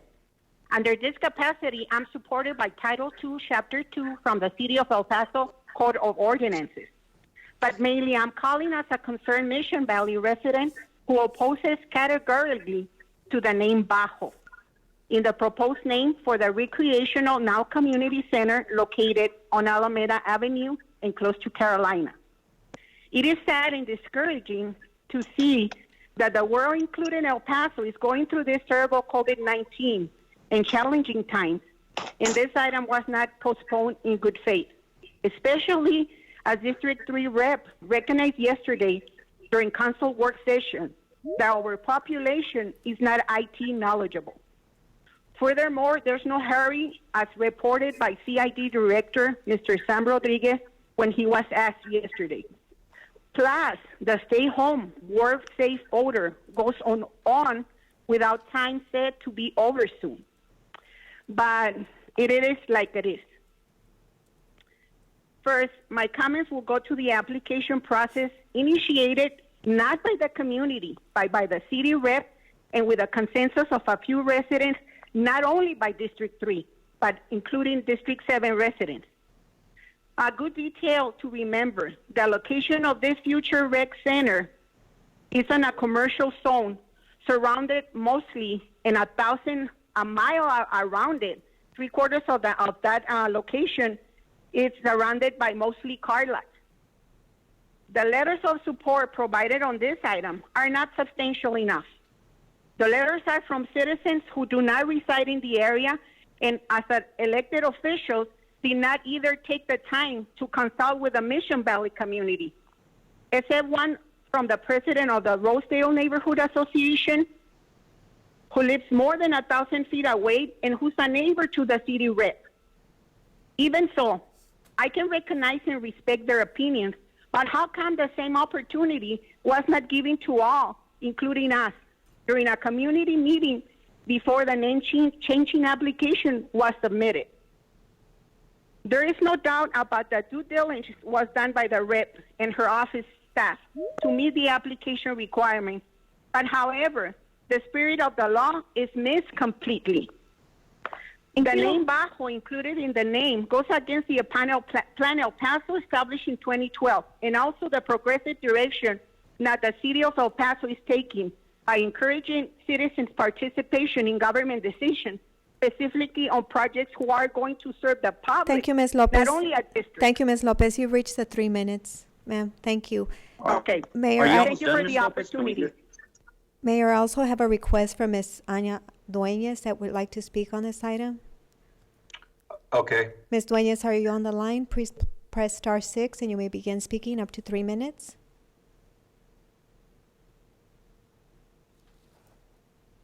Go ahead, Ms. Dueñas. Hello? Yes, ma'am, we can hear you. Go ahead. You can hear me? Yes, go ahead, ma'am. You have 3 minutes. Okay, thank you. My name, City Council and Mayor, good morning. My name is Ana Dueñas. I'm president of the El Paso Lower Valley Neighborhood Association, which consists of Cedar Grove, Hidden Valley, and Lakeside. We have been in existence since the city of El Paso started the neighborhood association, so that's been more than 15 years.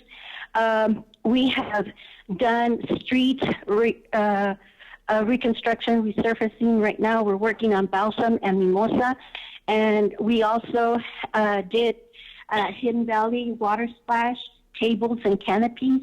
We did renovation on the Riverside Park. We initiated Cedar Grove Park, which is now Vocational Park, and it's going to be changed to Cedar Grove. We initiated also in the 2012 bond, the Alameda Recreation Center, which was going to be a library, but now it's a recreation. But we did, and I did work hard to put it on the bond. Even though, but I'm very grateful for her, which is City Representative Emma Acosta, and she said, "You're not going to get it. I got it." And because I'm persistent, I try to do things for our community to get things done. In this case, we had a meeting with Ms. Cassandra Hernandez, City Representative, and the public, we all were in agreement that we wanted names for that recreation and library and the center to have names from people from the community, so that the kids would be proud and the people can be proud of our area. We don't want people from other areas. That we want our area. Our area is productive too. The Riverside area is productive. That's why we want names that come to people, so that people can look up to our Lower Valley people, especially from the Riverside area. And so, also with Mr. Moreno, who spoke earlier, he's always against projects from the neighborhood association. All the applications that have been done in this areas, which would be Cedar Grove, Hidden Valley, and Lakeside, are under my name. And I want to thank City Manager also, while I'm at this, Tommy Gonzalez and staff, Sam Rodriguez and staff, for all the help they have done for us and for our community. We also appreciate that we have had a lot of people from the staff, CDBG, also from other departments, directors. Thank you, Ms. Dueñas. You've reached the 3 minutes, ma'am. Thank you. Thank you very much. Thank you for the opportunity. Representative Rivera, have you finished? Then I've got Representative Schwartzbein and Representative Hernandez again. Okay, thank you, sir. Yes, and unfortunately, again, like I said, this case has drawn over 250 residents and 10 neighborhood presidents from districts 3, 6, and 7 to come together and try to persuade you, Mr. Hernandez, to meet with him again before you consider this name or it's fully placed on the facility. So again, I stand with the residents that oppose this name of the Alameda Community Center, to this Valle Bajo that you want to name it to. Again, I asked for a postponement of this item until after the COVID-19 has passed, so that residents can meet with Representative Hernandez in person and not in email. Okay. Representative Schwarzbein. Yeah, this is pretty disappointing that we're having this conversation at all right now during an emergency pandemic. I don't understand why another representative is getting so involved in another person's district. It completely blows me away, especially when that representative has been outspoken in our discussions about our code of conduct, with discussions about the ethics ordinance, specifically wanting other representatives not to put any items on the agenda or get involved in other people. So this really is very insulting and slaps in the face of a lot of long time traditions and understanding with this council. This idea about Spanish language again is a generational one. Not too long ago in this city, we had the unfortunate practice where Spanish was not allowed to be spoken in public schools. Anybody that was my father's age remembers going to El Paso High and other places, and kids would actually get swatted if they were speaking Spanish in classrooms or in public facilities outside of a classroom. That was the attitude that was there. My own father, an immigrant to this country from Argentina, refused to speak Spanish to me and my brother unless they were talking about family or other items in our own house. That is not the attitude that this generation has towards Spanish.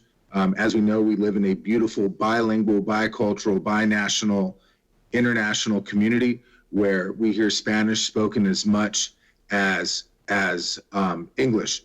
And to think that the word bajo or valle would be diminutive, would be insultive, I think really is a generational conflict, and we're seeing that there. I do not understand why we're having this conversation right now. I think it's really insulting to our understanding and respect for each other's districts, and the question about Spanish language is one that is a generational one, and also, where the Lower Valley begins and where the Mission Valley begins also is one that's understood as being separate and distinct as well. Maybe I don't have as much of a reason to speak because I'm from the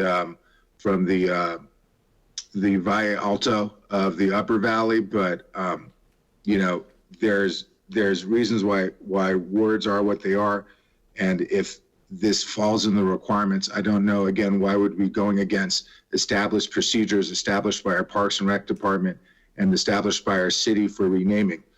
To go in at the last minute really goes and is a slap in the face for understanding processes and procedures that are already followed in place. And I thought that we went and followed and respected policies and procedures put in by this council. If there is an issue with the renaming process and policy, then that is a question for us as policymakers to address on the policy level, but not on the last minute attack to go into another person's district because they or a few people that they know do not understand it. And again, I would ask that the representatives that are involved understand and respect that we have of how we treat our districts and how we go by doing business within our districts and how we represent our districts. So, Representative Hernandez. Thank you, Mayor. And just to wrap up, the two additional speakers, I thank you to also for speaking on the item, and Mrs. Duenas, thank you for speaking as well. I just find it incredibly bizarre that the president of the Lower Valley Association would oppose naming the community center Lower Valley. I mean, it just doesn't make sense why you would oppose it if it's because I submitted the application. Just to add clarification, my constituents who asked me to do that, I was just trying to organize for them. The naming process does not limit a council member to submit it. If it were my choice, I would have named it the Lower Valley Community Center and not Valle Bajo, because we all kind of just know it as Lower Valley now. But I really do like that Spanish translation of the Valle Bajo. We have the Valle Verde campus of El Paso Community College, and there are other efforts underway. Shopping centers name that with the word Valley in it and Valle. And so again, Representative Rivera, I understand that you're working with your constituents, but so am I, and so I need you to respect the fact that I've worked with my constituents and I've consulted with them, and I spent an exorbitant amount of time talking about this. And the last thing I want to do is try to convince my colleagues that I did my job and I followed the rules in good faith, in coordination with my constituents within a mile radius of that site. And so again, just please respect my wishes to move forward on behalf of my constituents as well. Thank you. Representative Rivera is asked to speak again. Thank you. Thank you, Mayor. And Representative Schwartzman, you said it best. Why are you having this conversation at this time during the COVID Mayor Pro crisis? Tem, So- Mayor Pro Tem I'm Schwartzbein. bringing up Mayor Pro points. Tem Schwartzbein, Representative Rivera. Representative Thank you. Schwartzbein, please let Representative Schwartzman, Representative or Rivera. Mayor Pro Tem. Okay, if you want to Thank hear you. Mayor Pro Tem, that's fine.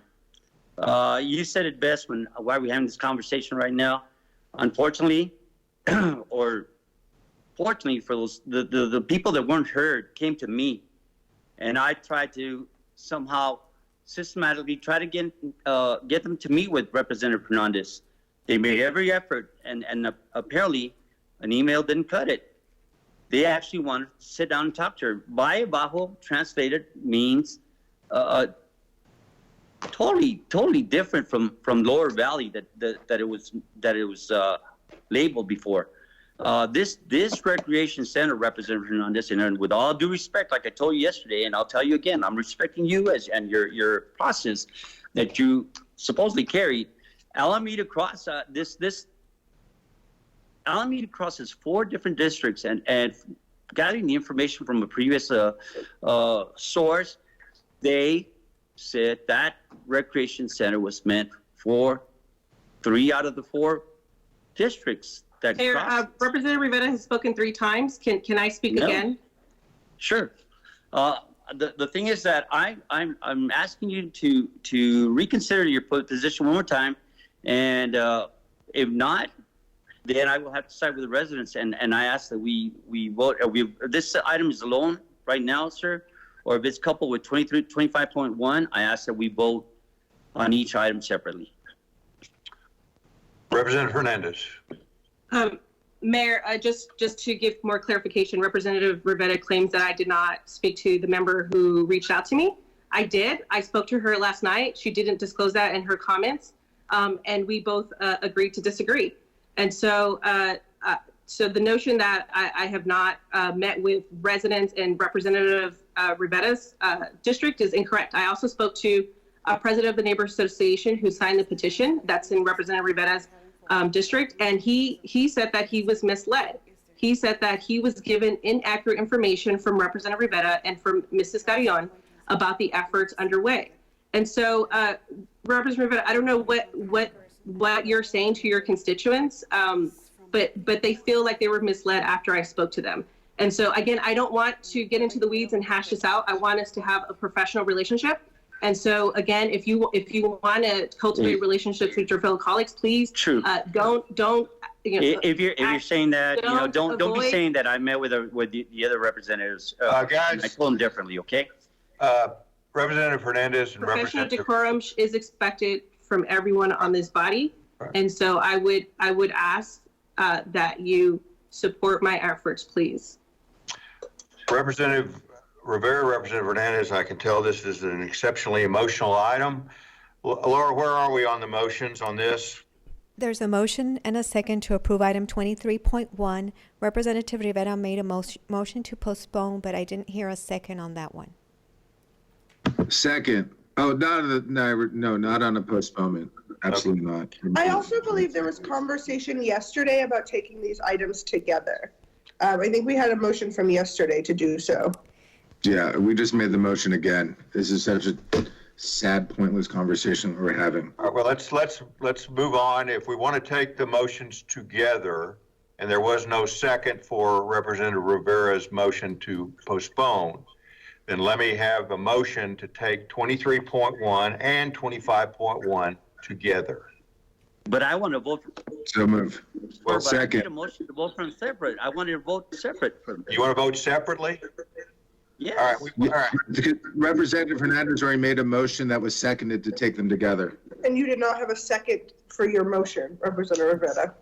Yeah, that's how it works. Robert's Rules of Order. Hold off. Let Laura please clarify. Okay, so right now we have a motion to approve 23.1. That was the first. That was the first motion made. There was a second, a motion and a second to take 23.1 and approve it. Then there was another motion to take 23.1 and 25.1 together. Neither motion has been voted on. Mayor Pro Tem Schwartzmein, you have a second on 23.1 and on taking the two items together. Yes, can we call the question on the taking them together? So you withdraw your second on 23.1. Yes. Okay, so there is a motion and a second to take items 23.1 and 25.1 together. On that motion, Mayor Pro Tem Schwartzmein. Aye. Anello. Aye. Hernandez. Yes. Morgan. Yeah. Salcido. Aye. Rodriguez. Yes. Rivera.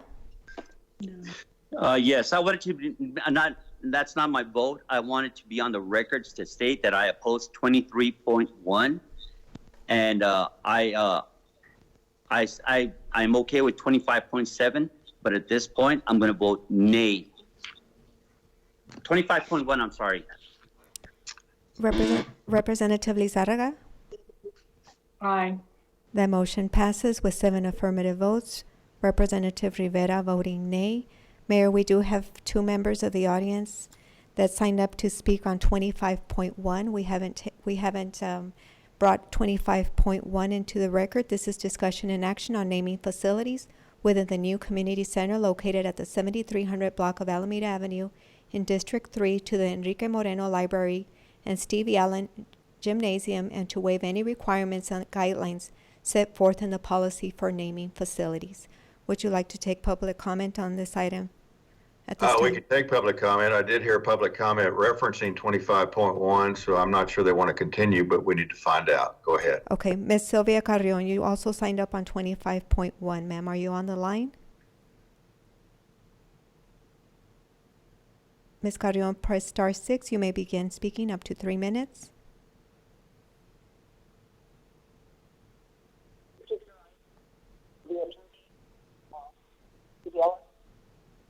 I personally do not have opposition to the names itself. I am used to the Moreno and beyond. But I wish to say that a lot of package this thing together, but she never followed the rules about presenting to the board. These 2 names are just presented to the board as for approval. It's a personal attack.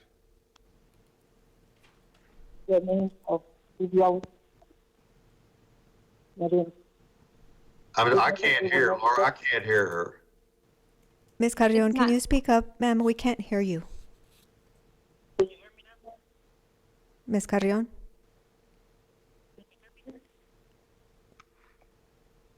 Ms. Carrion, we can't hear you. Are you on the line? Yes, I am. We can't hear you, ma'am. Can you speak up a little bit more?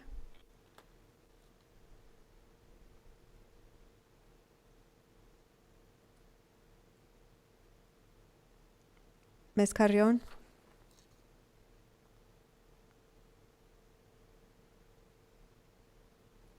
Go ahead, ma'am. I see you unmuted your microphone. Go ahead.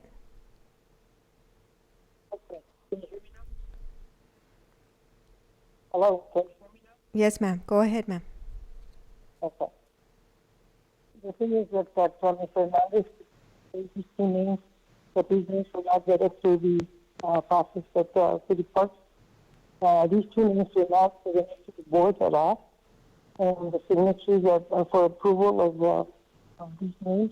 Mr. Rodriguez, Ms. Linda Ortega, Mr. Cesar Blanco. And just clearly that she proposed for them to approve. But the community was never aware of these names at all. And so I talked to the members of the community, and they were never vetted through them at all. And like I said, I'm not against the names themselves, but that she should have given the opportunity to the other members of the community to allow them to put other names. I understand that there's other names that they wanted to put on the library especially. And so I just feel that she, I hate to say the word undermined, but, you know, she's trying to put things together like, I'll do better pass, and so she's getting everything. She's getting my license, she's getting the library, and she's getting the gymnasium. And I guess that's the way the system works. You know, the words of the community are not really valued all that much. And I just hope you all can feel comfortable. I'm not comfortable either. The people that I've worked with and all these presidents, and the one president that said that I didn't tell him exactly what it is, exactly what he was. He disagreed with the body office, but she made a phone call to him, and so he said, no, I didn't know that. So he did it. Thank you very much. Okay, is there anyone else, Laura? Ms. Lucila Nájera. Ms. Nájera, are you on the line? If you press *6, you can unmute your microphone and begin speaking up to 3 minutes. Ms. Nájera?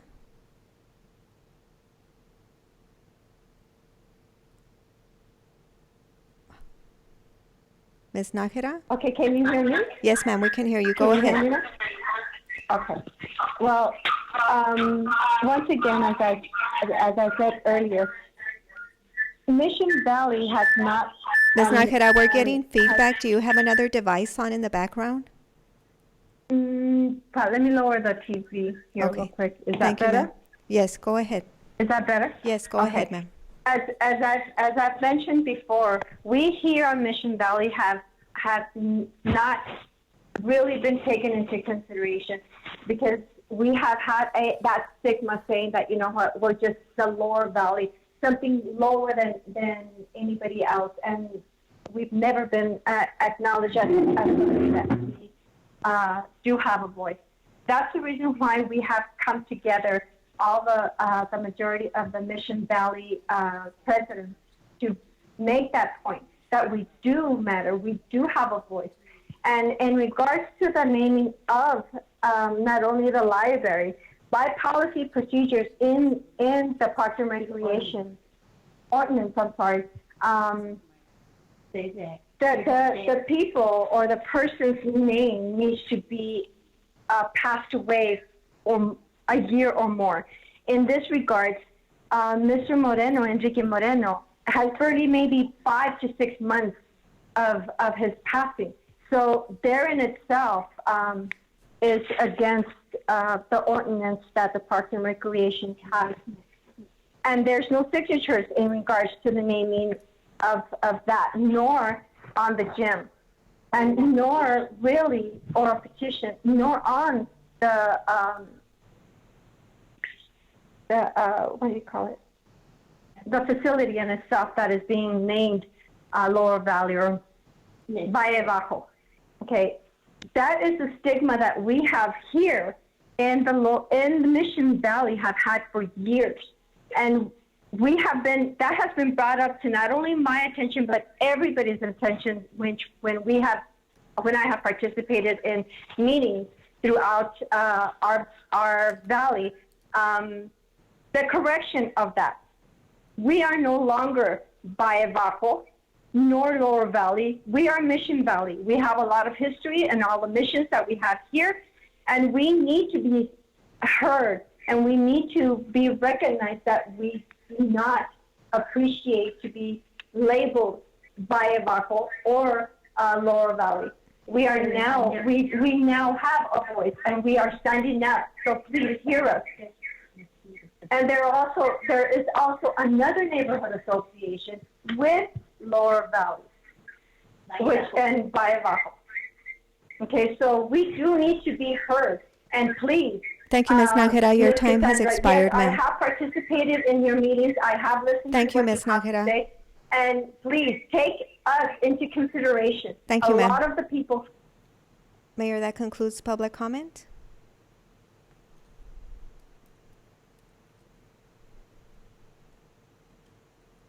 Mayor, that concludes public comment on this item.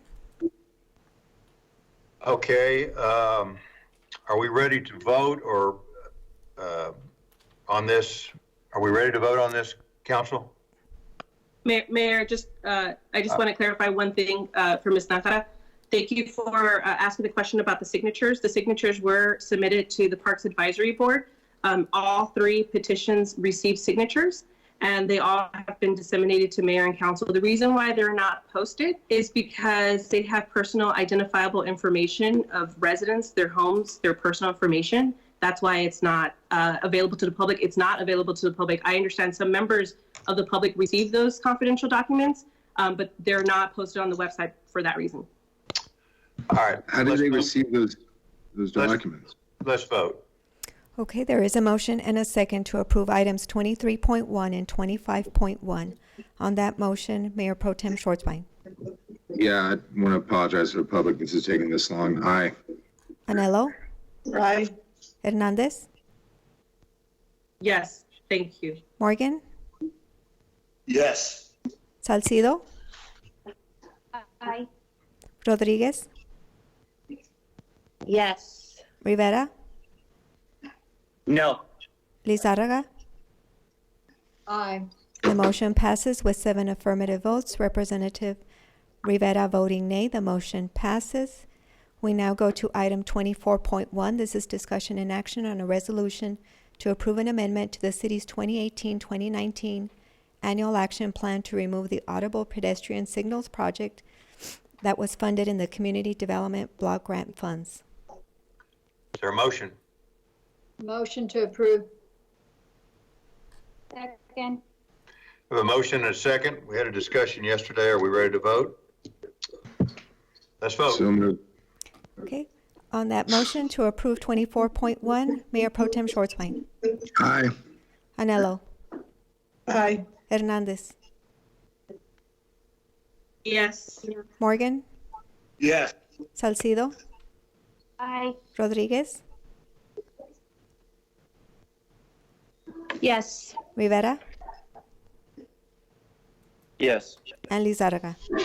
Aye. That motion passes unanimously. Council, may we have a motion to recess until noon? Motion. Are we able to do the items from yesterday that we didn't finish? Can we do those now? We need to recess this meeting in order to reconvene the work session from yesterday. Okay. Is there a second to recess? Second. Second. Okay, I'll take a roll call just since we're on this video conference. Mayor Pro Tem Schwartzbein? Aye. Anello? Aye. Hernandez? Yes. Morgan? Yes. Salcido? Aye. Rodriguez? Yes. Rivera? Aye. And Lizárraga. Aye. That motion passes unanimously, and the regular city council meeting is in recess at 11:02 a.m. until noon to take call to the public. Mayor, would you like to reconvene the work session from yesterday at this time? Yes, let's reconvene. May we have a motion to reconvene? So moved. Motion. Second. Second. There's a motion and a second to reconvene the work session from March 30th, 2020. On that motion, Mayor Pro Tem Schwartzbein? Aye. Anello? Aye. Hernandez? Yes. Morgan, Yes. Salcido, Aye. Rodriguez, Yes. Rivera, Rivera, Aye. Lizarraga. Aye. The motion passes unanimously. The work session for Monday, March 30th, 2020 is reconvened at 11:03 a.m. We were on item number 5. This is a quarterly presentation on active and completed capital projects for all CIP programs. Good morning, Mayor and Council. Sam Rodriguez, City Engineer. I'll be sharing my screen here. Hopefully you can see it. This presentation is going to cover our second quarter update for our capital improvement program, and it's going to cover the months of December, January, and February. We're going to cover the results to date, recent developments, again, for those 3 months, and share with you the upcoming project developments from March through May 2020. Where we are today, we have contracted through this fiscal year $56 million. As I previously mentioned in our transformation report that we provided in the last couple council meetings, in fiscal year 19, we took care of a lot of the backlog of projects that have been sitting in the pipeline. So now we're going to be normalizing the contracted amounts. We had a target of $100 million for this fiscal year, and we're on target to get that accomplished. On the expenditure side, we have a lot of money that's under contract right now. Through February of this year, we've expended close to $63 million on the capital program. What that translates to is an economic impact of an additional $31 million that's spent directly on labor costs. So we're looking at $31 million is directly going into our labor force in our community. The additional indirect and induced impact for economic activity in our community translates to about $100 million worth of expenditures and money being circulated. And to date, we have tracked 4,800 jobs that are directly tied to our CIP program, which includes an additional indirect and induced jobs of 2,400, bringing the total jobs that are supported by the CIP to over 7,000 jobs over the first 6 months of this fiscal year. This is a graph that shows you our jobs that we're tracking. The 4,800 jobs is directly tied to our wage labor software. So these are individuals that are being tracked in our system as jobs being supported by the construction contracts. Within the second quarter development, we had 110 projects start the pre-design process. These projects some of them are tied to the public safety bond. We have 23 projects that started the bidding process. 14 projects went out to bid, and 19 projects were completed over the last 3 months. This is in your backup for you to share with your constituents. These are the projects that started the design. You're starting to see a lot of the fire station renovations, the evaluation of those facilities, and finalizing the scopes for those. You're also starting to see a lot of the Lower Beaumont recreational facilities moving through the process, as well as some of the 2020 capital plan projects are also moving ahead, such as the lighting projects, as well as the paved trails and the quality of life. Again, this completes 110 projects that we started the pre-design and design process. Some of those projects, again, the fire department headquarters, we had the final interviews for the architect's election this week. We did that virtually. We're keeping those projects moving forward under the new guidelines to keep virtual meetings. So that went very well. We will now begin discussions with the selected firm for a negotiated contract amount. Fire station renovations, as I stated, we started with 5 fire stations.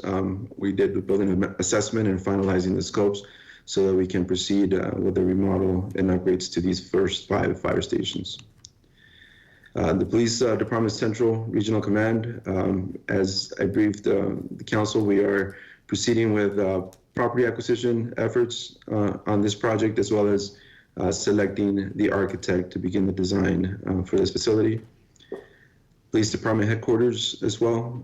That's also being the architects being selected, and I believe that interview also happened this week. So that's going to be proceeding with negotiations for the consultant. Metal shade canopies, that's part of the 2012 Quality of Life bond program. These are the 4 parks that started the pre-development stage as well.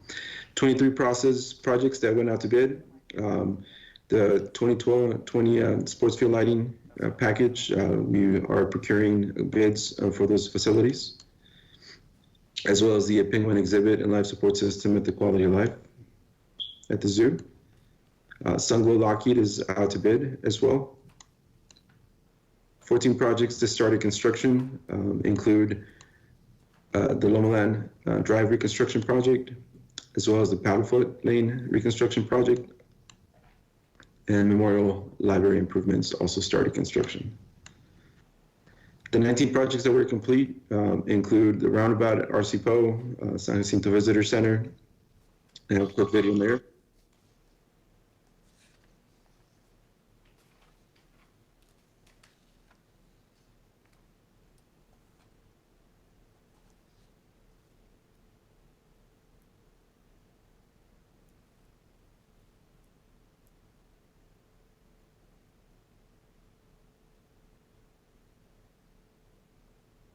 We can't hear the sound, Sam.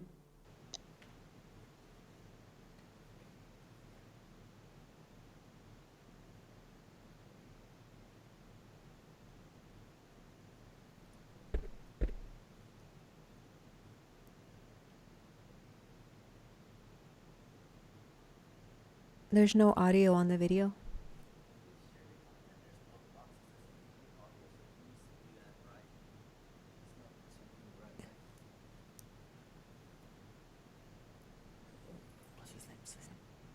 Mr. Sam, this is Alex with IT. When you present your content, you have to include the audio. There's a little box that you have to check to include the audio. I think you missed that part. Yes.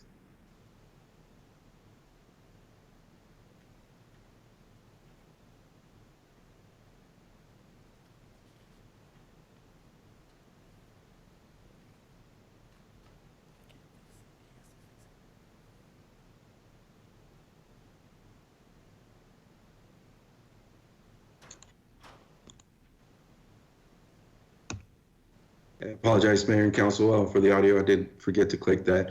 I'm going to keep going for the sake of time. As I mentioned yesterday, we're going to be going through the evaluation of the CIP, evaluating every project and making recommendations to council as we move forward. My directive to staff is to continue with all construction, to continue with the design on projects. And as we get to complete those phases and we complete the evaluation on those, we will be bringing those recommendations to council. Also working with the federal grants program and making sure that we continue those projects and leverage our local funds. Again, we'll be working with City Attorney's Office, OMB, and Comptroller to make sure that we make sound recommendations to council related to the available funds in the financial model moving forward. What we have in upcoming developments for the CIP through March and May, we're anticipating to bid 35 projects. 54 are scheduled to start construction and 28 are scheduled to be completed here over the next 3 months. This is a list of the projects that are scheduled to go out to bid that we're currently working on bid packages. Bicycle Connectivity Phase 2, it's a federally funded project. Northeast Basin Linear Park Improvements, this is part of the Quality of Life Bond Program.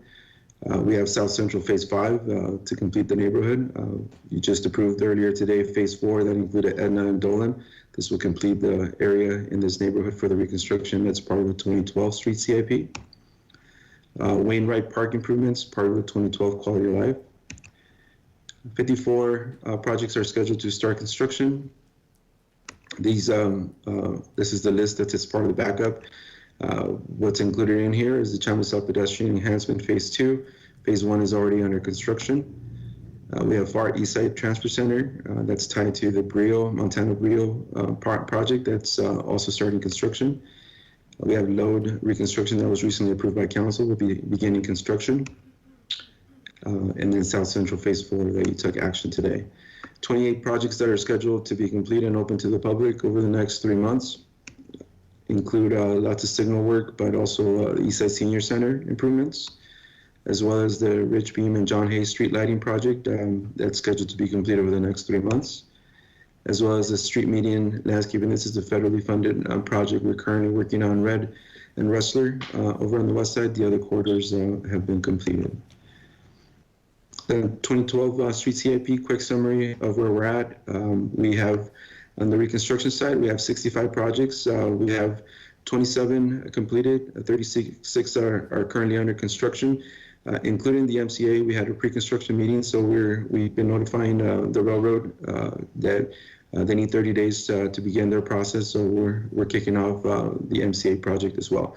The two projects that are still left in design are the Canterbury Trail and the Philippi Road reconstruction. And then on the resurfacing side, related to the street CIP, the 92% of the resurfacing is 92% is complete as of this past quarter. The arterial resurfacing, 88% is complete. We're pending one project, one arterial.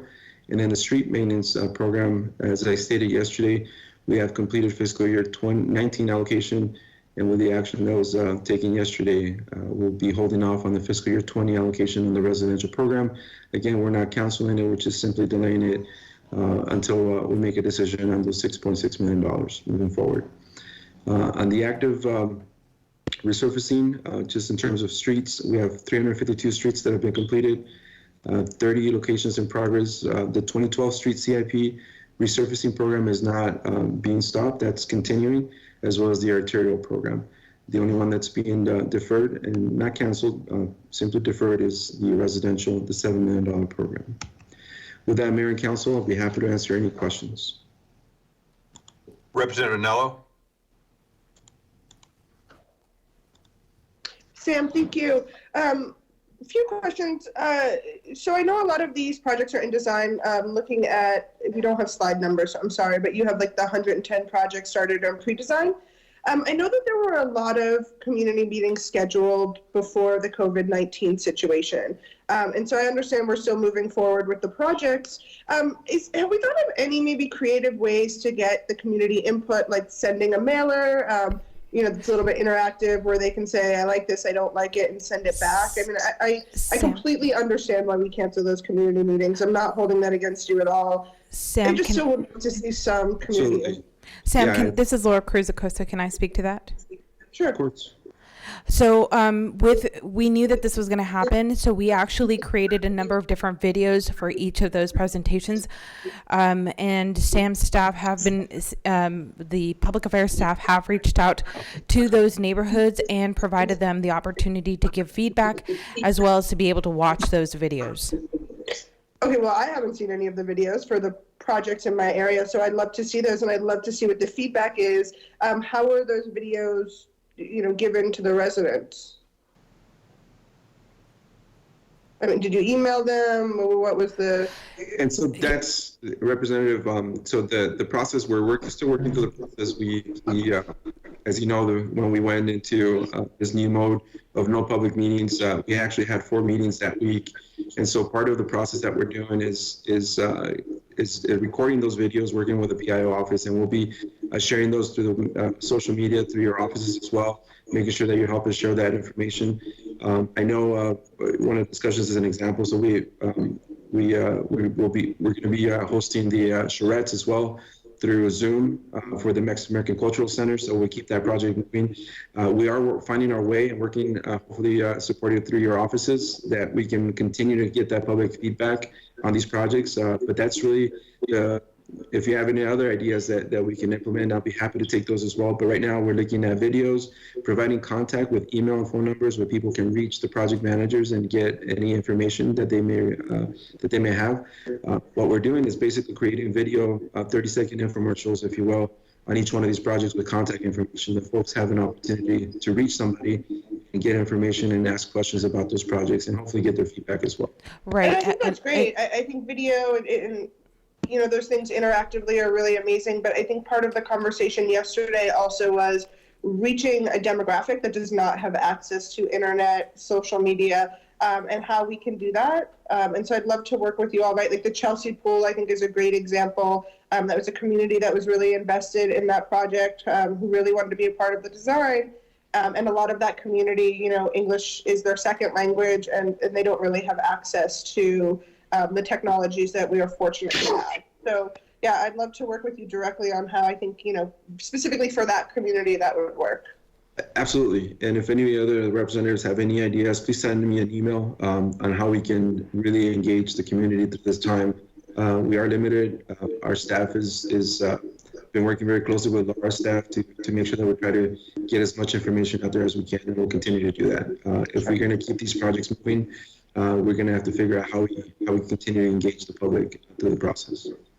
And then my next question is, you know, looking at these 110 projects, you know, I know the conversation came up yesterday about what projects are we going to be looking at stopping where it comes to finances, essentially. I know you mentioned the lighting projects, and I know these are just in design, right? And we're not stopping these projects. If need be, we would just be putting them on hold.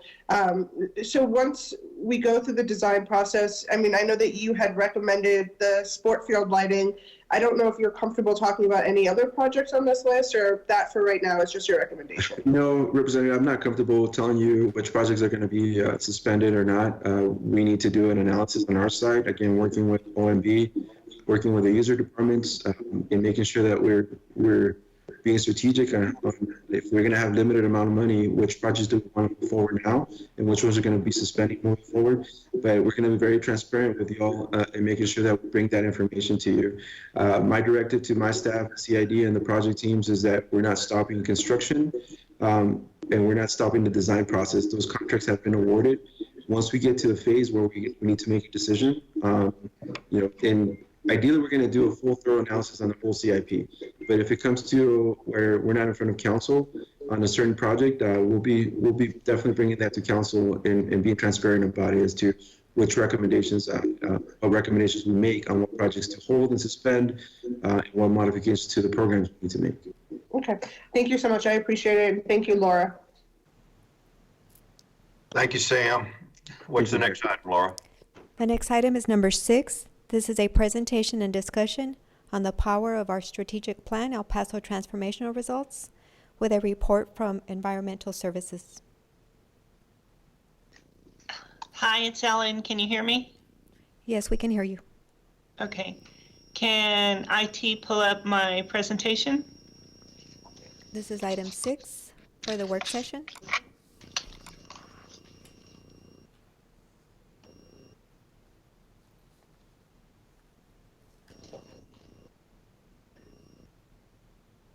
Okay.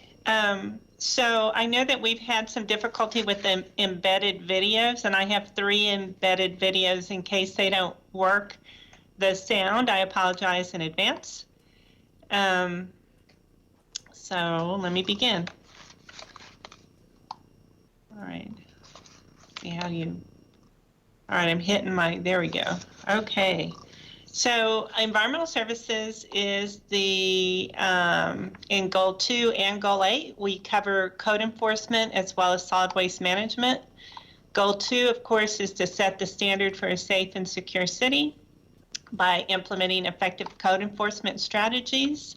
And goal 8 is nurture and promote a healthy, sustainable community, which includes the air quality, the solid waste, and environmental compliance with TCEQ and EPA.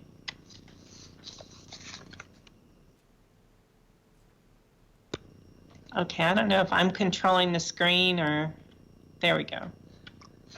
So I'm going to go over the process improvements for code enforcement, and then we'll follow it with the solid waste process improvements, followed by the awards that we've received over the last 5 years.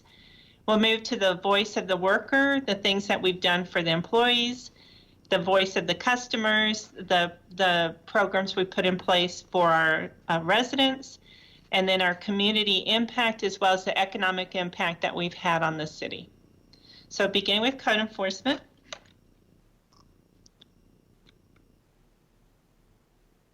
Previously, our complaint system, it took us almost 3 weeks to respond to a complaint on code enforcement.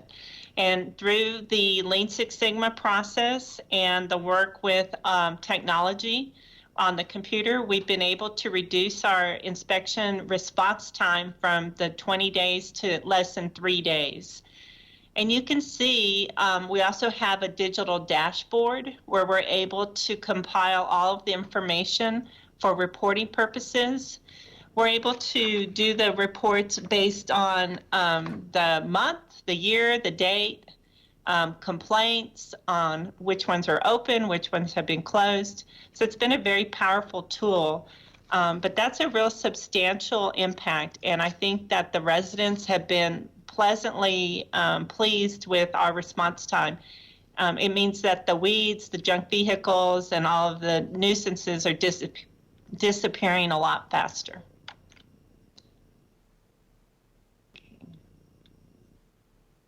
This is one of our dashboard analytics. You can see at the bottom of the screen, across the bottom, we can report by district. So those are cases for each district. And up at the top, we can run reports for each individual code inspector. So we can look at efficiency, productivity, if some of our inspectors are not being able to respond properly. And we use that data. And we actually now have a Code Officer of the Month award that's based on the statistics that we gather from our analytics. One of the other things that we were able to do, we consolidated the property maintenance and zoning division from planning and inspections. They moved over here to environmental services on September 1st last year. And so with them, that's the first phase of the code consolidation that we're hoping to be able to provide a more consistent appearance and a more consistent response for the buildings. And these buildings are things like the interior is too warm, the air conditioning is not working, the roof is leaking, that type of property maintenance for existing buildings. We do not do the new construction. So moving into our process improvements for solid waste, we have, next slide,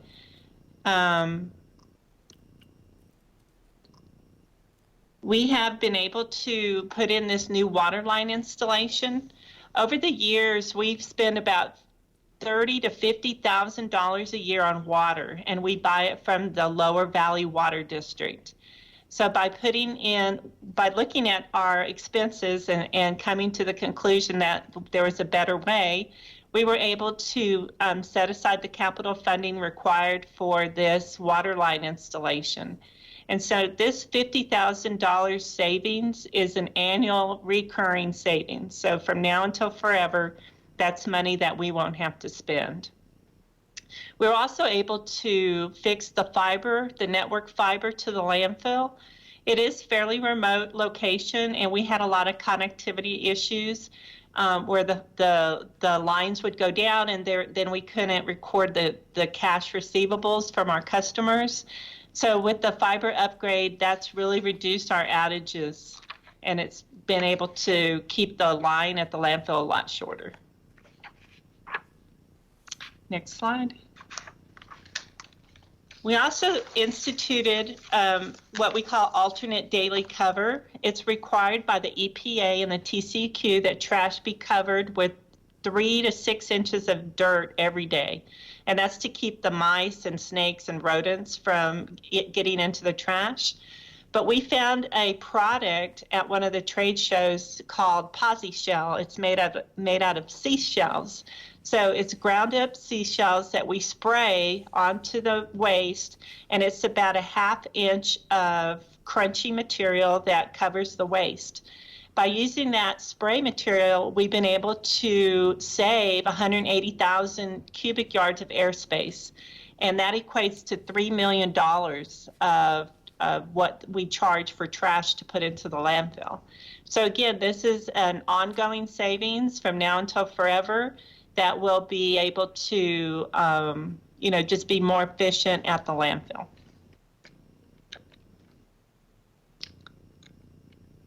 We also have installed a GPS compaction control system. Again, the more trash you can compact into a tiny spot, the more trash space you have available for future trash.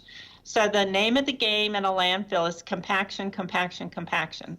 And so now with our GPS system, the compactor sends data to the server that's located at the cashier, inside the cashier building, and then it radios back to the operator that the desired compaction level has been reached.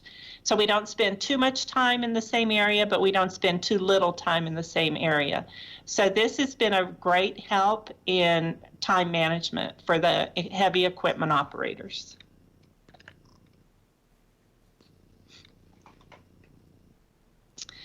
The SNAP sampler, this is a groundwater monitoring system that we have installed, and it has saved us, we used to take almost a whole month to monitor the groundwater, and we're required to do it twice a year. And so by putting in this new system, we've been able to increase 85% increase in our hours.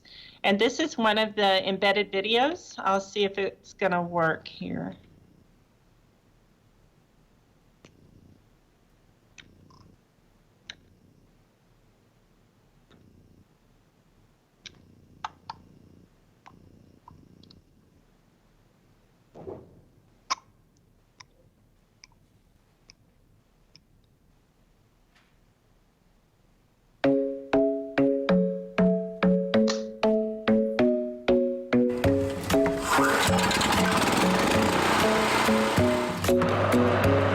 Every landfill in America is required to monitor their groundwater because the objective here is that we don't pollute the water that we end up drinking later. To get to the point that we can show the TCEQ that we're not polluting any of the groundwater, we're required to sample around the landfill. So it's a great extent of work, labor, time, material, and equipment.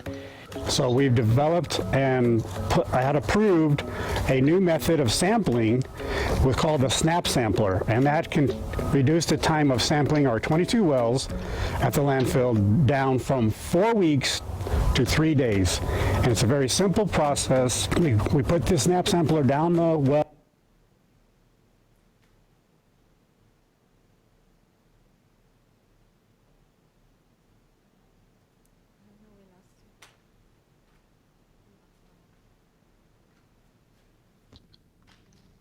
She's trying again.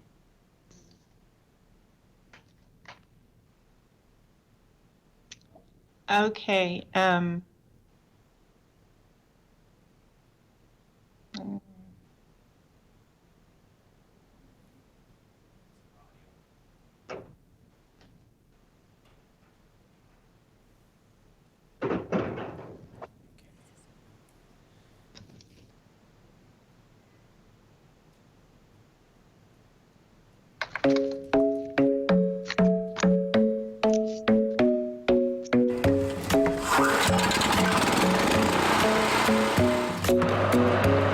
Every landfill in America is required to monitor their groundwater because the objective here is that we don't pollute the water that we end up drinking later. To get to the point that we can show the TCEQ that we're not polluting any of the groundwater, we're required to sample around the landfill. So it's a great extent of work, labor, time, material, and equipment. So we've developed and I had approved a new method of sampling called the SNAP sampler, and that can reduce the time of sampling our 22 wells at the landfill down from 4 weeks to 3 days.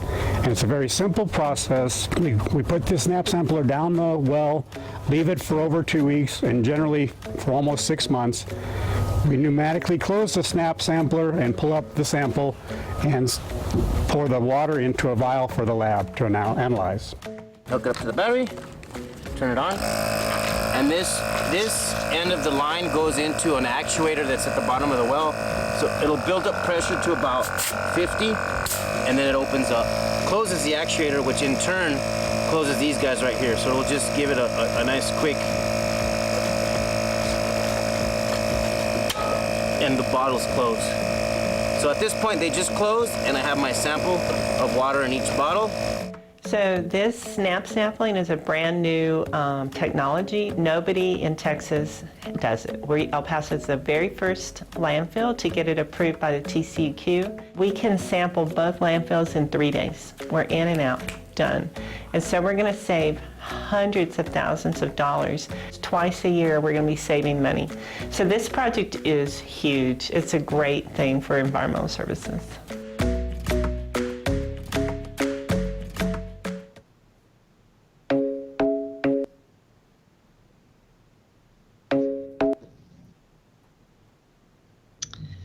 Okay, another thing now I feel like I'm echoing, able to do is to open the Confederate Citizen Collection Station. And we have about 90,000 visitors a year. The warehouse is there that provides reuse of items that have been thrown away by other residents. Mute your other, whatever.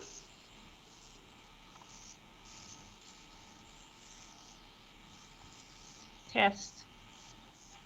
Is that better? All right. Okay. Sorry about that. The warehouse is set aside items where everyone can come and take 5 items on any given day and at no charge. And so we don't have to throw the material away and other people can use it. All right. Next.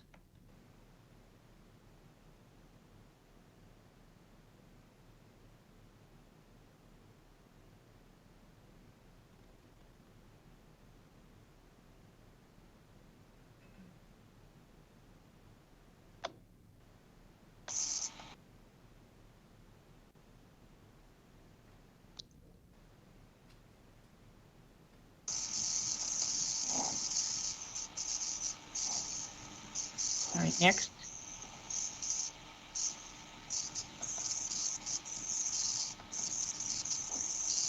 So we have next. Can you hear me? Ellen, Yeah? I'm glad you got the video going. I thought you were going to break out and dance there for a while. Thank you. Okay. Now then, where are we? Okay, moving on to property cleanups. This was another Lean Six Sigma project that we were able to reduce from almost 3 months response time to less than 20 days.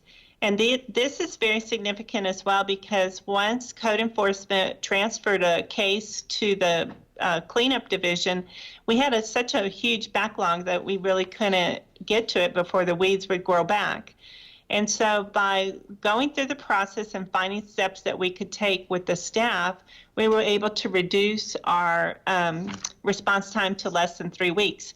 Now that 3 weeks, a lot of that time is required by law to give the owners the opportunity to clean up on their own before we respond. So we probably could have reduced it more than that, but we still would prefer that the residents clean up their own property. So next. Additionally, we have installed what we call Routeware on every single garbage truck. And on every truck, the computer shows the driver which homes to pick up and which homes have 1 container or 2 containers. And so previously, we didn't have any way to track 1 container or 2 containers. And during windstorms, if your container blew away and somebody else happened to take it home, suddenly they had an unauthorized bin that they were getting free trash service. We found that over this past year when we installed the software, we found 11,000 unauthorized containers around the city. And every container is $50. And so just the container alone, the savings was $600,000.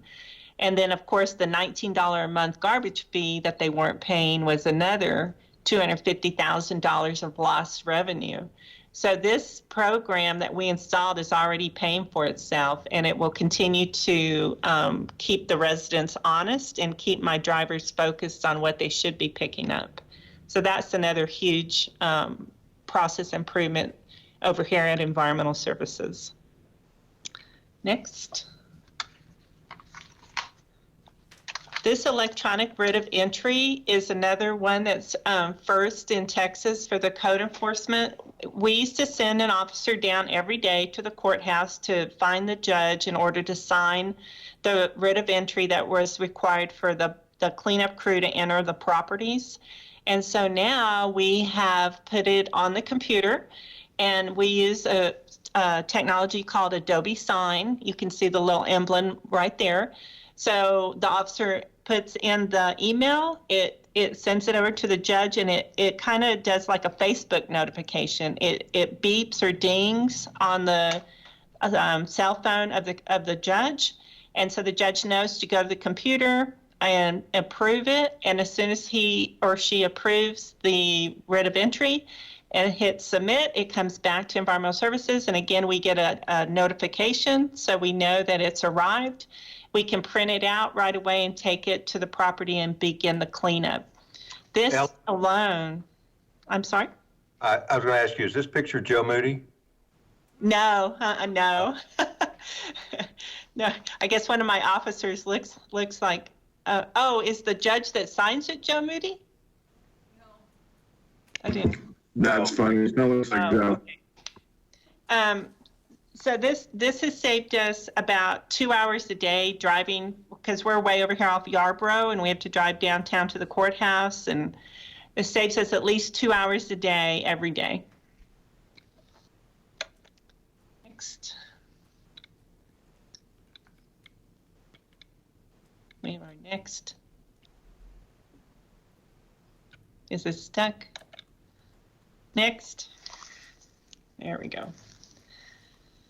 Okay, so we also have created apps over here, and we have an app for just about everything. One of the apps we have is the containers.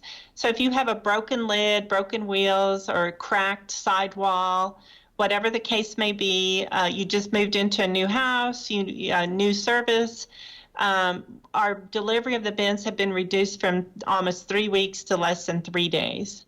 And again, before we had a yellow ledger pad that we would write down the addresses, and the crews would drive all over the city, crisscrossing each other, but now it's all automated. Once you put the address into the app, it puts a dot on the map, and the dots can be, the homes can be grouped into logical delivery pattern, and that has saved us a lot of time and enabled us to keep up so that you get your bin the same week, or you get your bin repaired the same week that you call it in.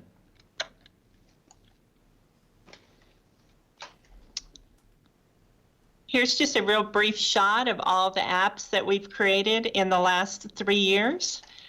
We have one for the Clean El Paso, and that's basically when are you going to clean up the weeds, collections, tell us if the container's blocked or overflowing, citizen collection station for the drop-offs, container for the repairs, code compliance, recycling, and vector control.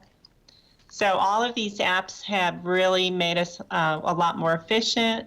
The workers are happier and the residents are happier.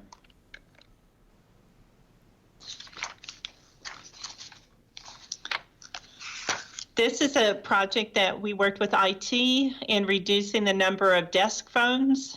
There was no reason to have a desk phone on every code officer's desk when they're out in the field in a pickup with a smartphone and an app. So we turned over as many phones as we could at a savings of $50,000. And that's, again, that was an annual expense that we never have to pay again. We also had a Lean Six Sigma project to look at the number of senior and disabled citizens that were getting the 15% discount. And what we were hoping is that we would find 10% of the people that were enrolled in this program were unauthorized. But after going through the process and looking at all of the data, we discovered that it was more like 30% of the people who were on the program were unauthorized. It was one of those programs that you can sign up for, but you never really got kicked off. And so now we have a process in place where we verify everybody's eligibility every 3 years. So that's been a huge improvement as well.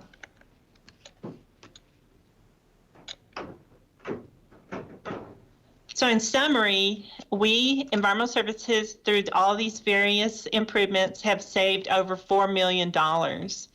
And so between the not having to pay for our water, saving space at the landfill, all these things that may just seem simple and routine, at the end of the day, when you really take a hard look at it and look at the data, we were able to improve every single area of our operation. So moving on to the awards that we've received. We've received 12 awards in the last 4 years. Ellen? Yes. Let me jump in for a second. I wanted to, you can go to the previous slide. I wanted to punctuate the point that you made there. Yesterday, Council, we presented, Robert Cortinas and I, the savings that we've had across the city on Lean Six Sigma projects and what our strategic plan helps us do. So our strategic plan helps us track key performance indicators, and we have to measure it, and then we come back and report it. I know we're going through a financial impact with the COVID-19, and we're dealing with the COVID-19 pandemic issue as well. And some even kind of challenged us on why even, and I don't mean the council, but just amongst ourselves, we're like, should we curtail these presentations? And I said, absolutely not. This is a time when we need to share this even more with the council and the community so that they can see how proactive we've been throughout the city in savings. That, like, this number that she has is in addition to the number we share that's in the general fund on the savings that have been had by just this enterprise fund alone, so that we're able to be proactive and able to be more agile. There's a lot of local governments that have already laid people off, that have already curtailed a lot of the way they do business. We've been able to be more strategic about it and be more deliberate. And that's because our departments had already been doing this. So we're going to have to really exercise all the programming that's been put in place, the Lean Six Sigma savings that's been realized. We might have to use those. The fact that we've been able to reduce timeframes from 90 days to 21 days, as Ellen pointed out. A lot of these things are common sense kinds of things that she pointed out, but they weren't being done before. And that's because our staff did not have the tools or the training necessary. And I want to compliment Ellen and her team for the training that they've taken advantage of in Lean Six Sigma and the savings that we've been able to realize as a result of that training.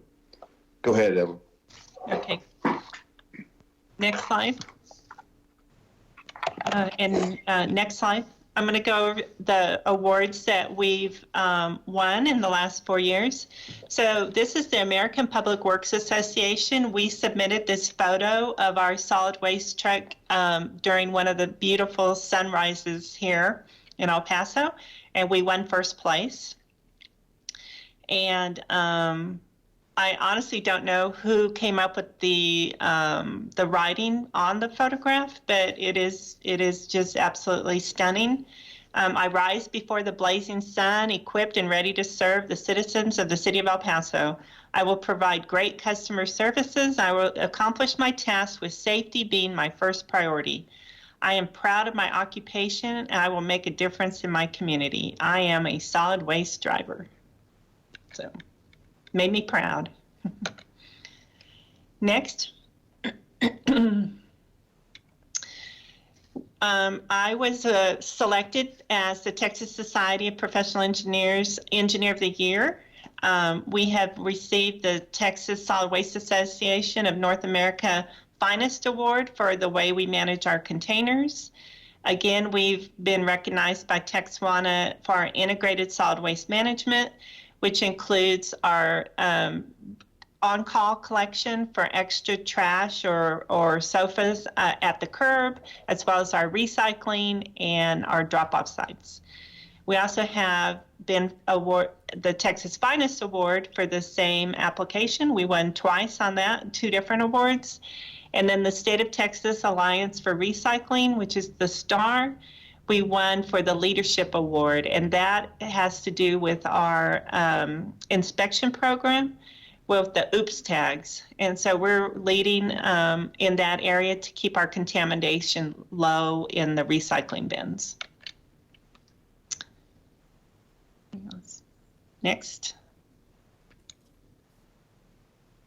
We've also been recognized by Saletta Independent School District as our Partner of the Month, by the American Public Works Association for the Management Innovation Award, and those were having to do with the apps. We've been recognized by the City of El Paso Health Department as a pillar of health, as partnering in the vector control during the Zika outbreak last year. And of course, that never reached El Paso, so that was good. The State of Texas Recycling for outstanding recycling partnerships, the photo that we've already gone over, and the Environmental Excellence Recognition, which is also an American Public Works Association award. So we've been very successful on our awards and recognitions for this department.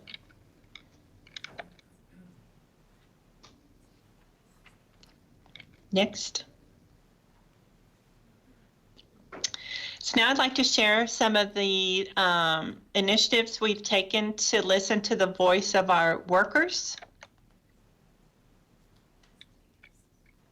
Next.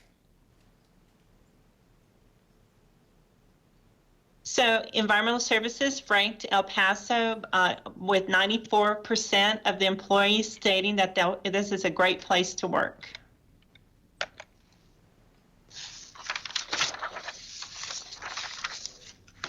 We know that without our employees, we never would have won all of those awards. So a shout out to all of the ESD employees. We also listened to our employees. We instituted an online suggestion box, which I call ESD Fix It. So far through that web application, I've received, and it comes directly to me. Nobody else sees it, so they can stay anonymous. 120 suggestions, and 95 of them have been implemented. So it's a way, we used to have just a paper box, suggestion box, but it's a way now that if you have your phone with you and you see something that needs to be fixed, and it can be as little as, the doorknob is broken all the way up to safety items more that they want to turn in. We also, go next. We hosted a town hall meeting with the city manager. It took us 2 sessions over at the Tech 2.0 Center because we're such a large department. And one of the things that came up during those meetings was, why do we always have to work Thanksgiving weekend? So this year, based on the input from the workers, and we were able to roll it to Monday. So the drivers, and it also affected the fleet department, the landfill staff, so it had a trickle-down effect.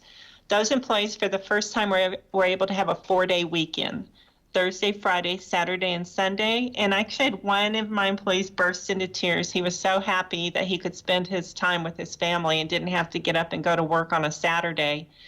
And so we looked at doing that. And so Thursday and Friday's trash was picked up on Monday. It was very successful, and we'll be able to continue doing that every year from now on. Next.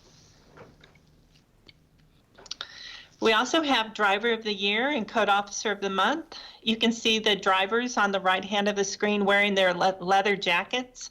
They're very, very proud of these jackets, and it's based on safety statistics, tonnage on how much they pick up, and the number of homes that they service.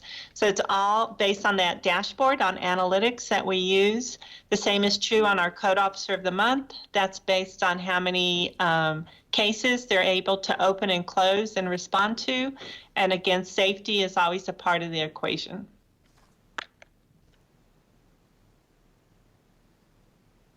I also put out a monthly director's video, so you can see me over and over every month. I let the employees know what's going on in terms of here at ESD as well as what's going on at City Hall. And I go over the safety statistics and the other qualities that I want to share with them in terms of being good and happy employees. All right, next. And council, I want to share at this time that, Ellen's done has done an exceptional job of really taking hold to our business framework, which is the leadership, the strategic planning execution, the focus on the workforce, focus on the customer, and focus on operations, as well as the knowledge management, which includes the Lean Six Sigma piece. And obviously she shared all these results with you. So she's really taken advantage of that, and the training, she's really supported it and really has helped get her employees trained. And subsequently you hear about these positive results. Thank you, Ellen. We're 8 minutes from public comment. We have 4 members of council who have questions for you. I'll run through. The first is Representative Rivera, Representative Lozarga, Representative Anello, and Representative Schwartzbein. Okay? So, okay. Rivera, would you please? Thank you, sir. Thank you, Mayor. Great presentation, Ms. Ellen, could you take that presentation off, please? I can't, but IT?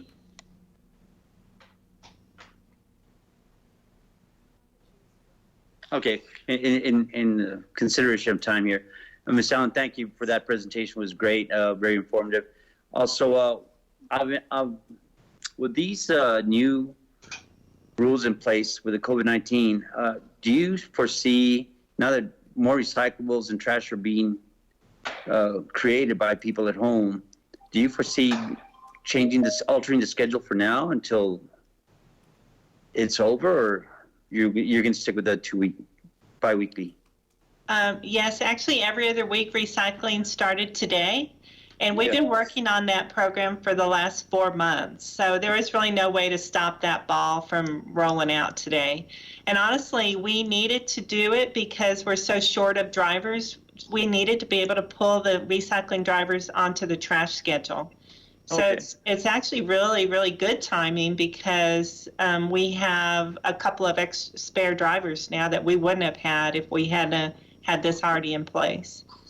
Good, and thank you for the notice. You see that? Yeah, very you're good, welcome. very informative. Thank you very much. And Thank just you, Mayor.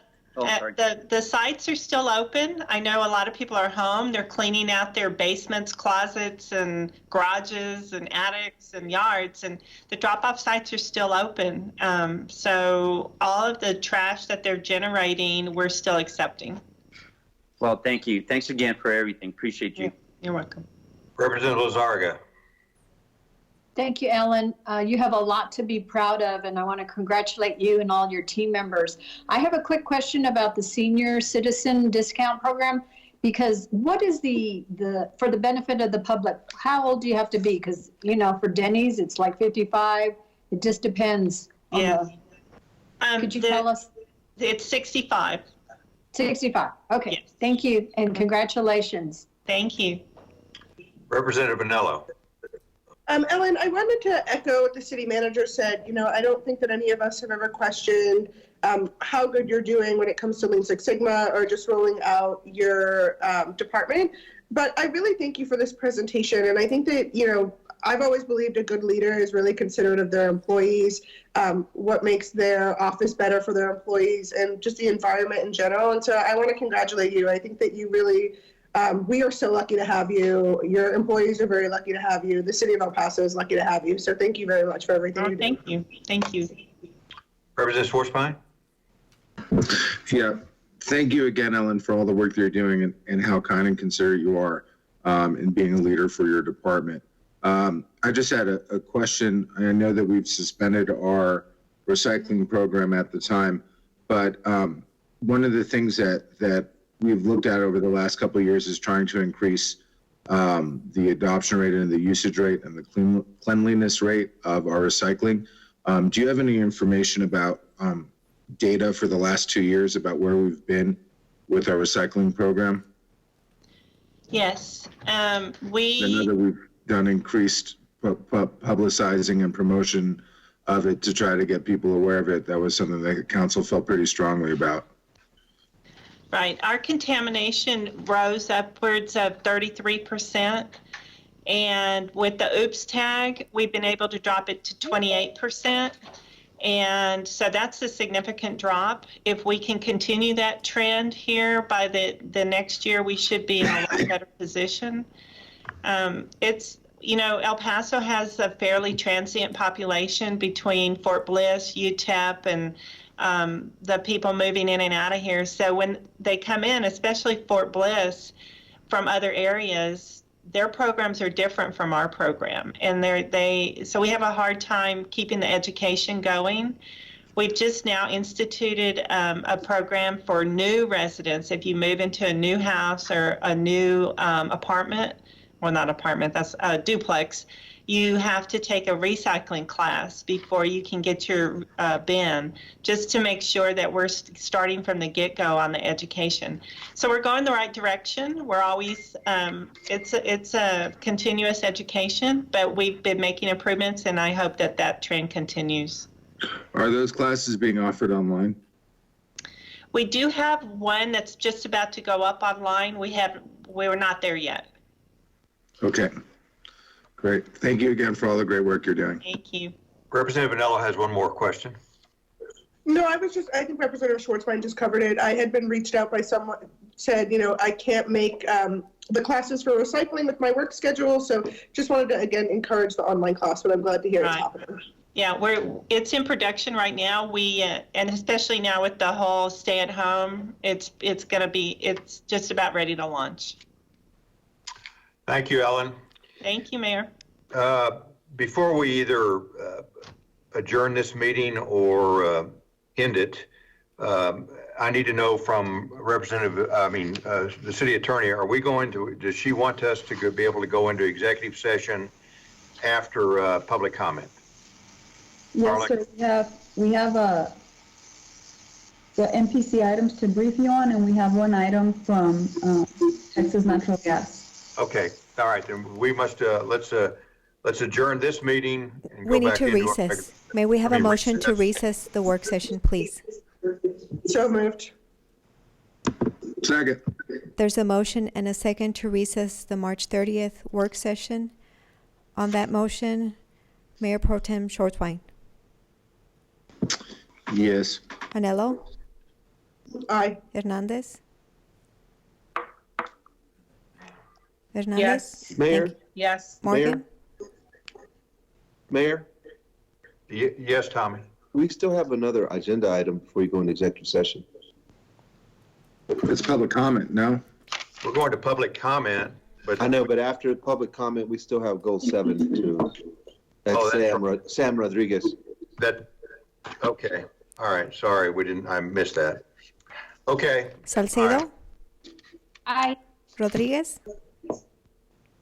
Yes. Rivera? Aye. And Lizarraga. Aye. So the March 30th work session meeting is in recess at 12 noon. May we have a motion to reconvene the regular city council meeting? Second. There's a motion and a second to reconvene the regular city council meeting. All in favor? Aye. Anyone opposed? Aye. Is anyone opposed? The March 31st, 2020 regular city council meeting is back in session at 12:01 p.m. We now go to call to the public. The El Paso City Council is a local government body charged with serving all of the citizens of the city, and these meetings must be focused on the meeting at charge. The city council meetings are public meetings under the Texas Open Meetings Act. All persons that participate are expected to display civility and decorum that is respectful to other persons without the use of insulting, profane, threatening, or abusive language. Public comment will not be used for personal attacks, nor may any member of the public use this forum for political statements or campaigning. Please be advised that should you express such behavior, you will be disconnected from the call. Please note that during call to the public, the City Council may not deliberate or decide any subject that is not on the agenda. This afternoon, we have 13 members of the public that signed up to speak. The first person is Mr. Fenot Pierre. Laura, let me say something before they speak. Yes, sir. I just want to remind the public that yesterday there were a couple of instances where people became very personal in their comments, and that you will be immediately cut off if that occurs. And secondly, we covered several of the items I see from you all yesterday, such as we're doing no work on the MPC whatsoever. We covered the fact that ICE can land at the airport because it's federal and we have no control over that. That's a requirement. I just want to make sure people understand that going in, and then they can make their comments. Thank you. Yes, sir. The first person is Mr. Fenot Pierre. Sir, if you'll press *6 to unmute your phone, and you can begin speaking up to 3 minutes.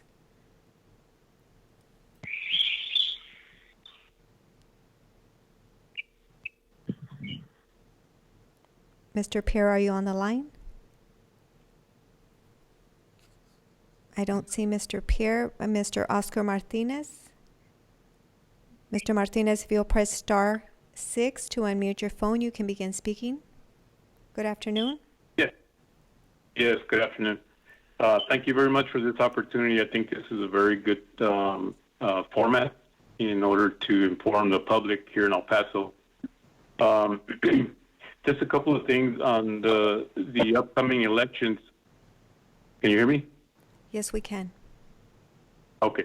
In the upcoming elections, I'm wondering what the city council is planning on doing as far as, is it going to be mail-in ballots, or are we still going to be standing in line? That is something that I'd like to bring up. And also, what does the city consider essential businesses at this point that can't stay open?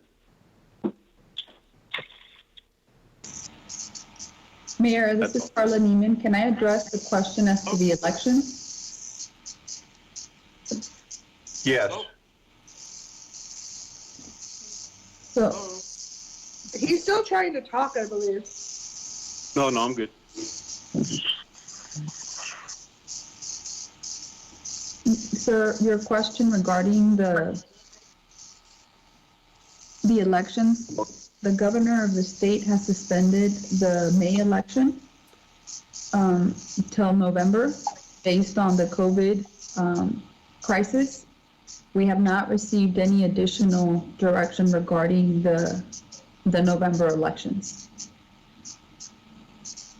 Okay, so you're not considering anything until November as far as elections? We are waiting to receive any additional guidance from the governor regarding the November election, sir. I got you. How about the city election? That is the same answer, sir. Okay. Very good.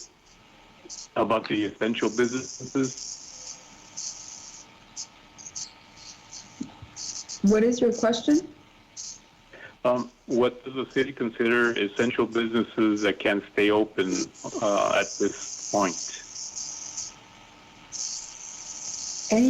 Currently, based on the directive issued by the mayor, essential businesses are businesses that provide health care to the public, basic food supplies.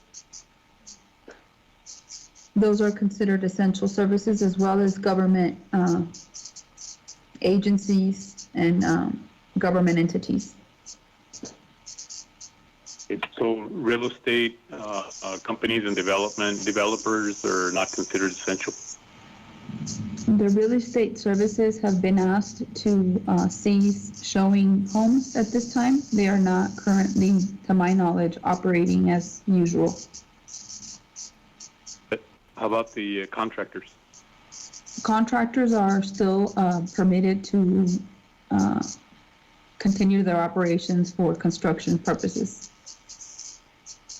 Is that going to change in the future, that part?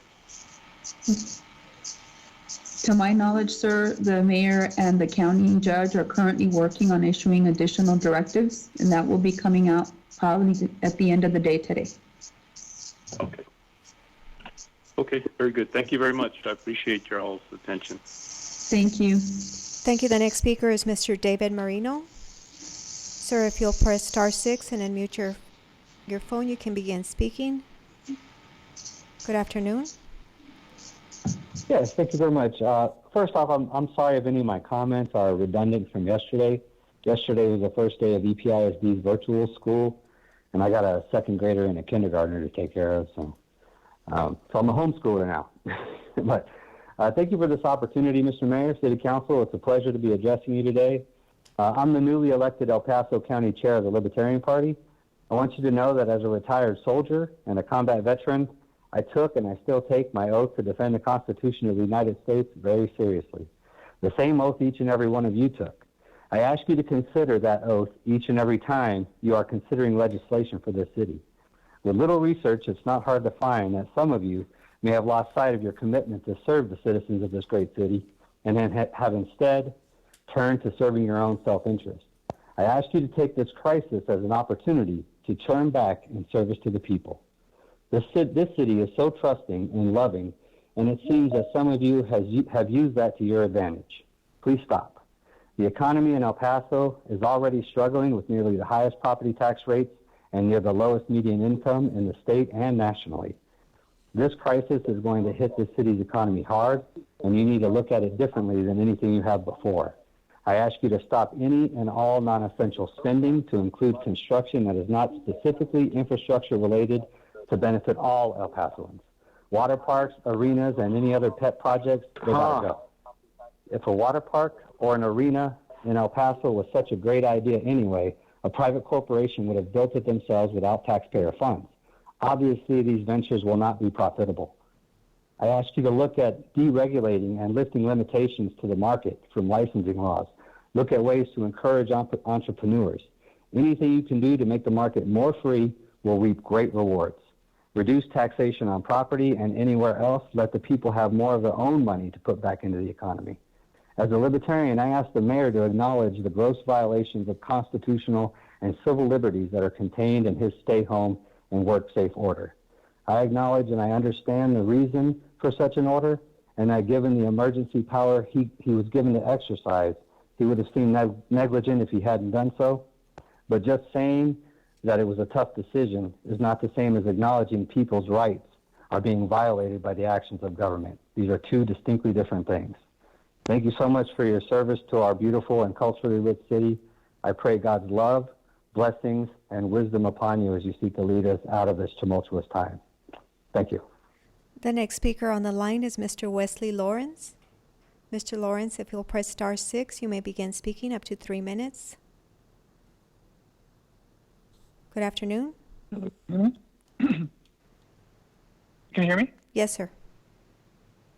Good afternoon, Council and Mayor. My name is Wesley Lawrence, and I'm a proud resident of Northeast El Paso, and my topic today is putting El Pasoans ahead of this pandemic.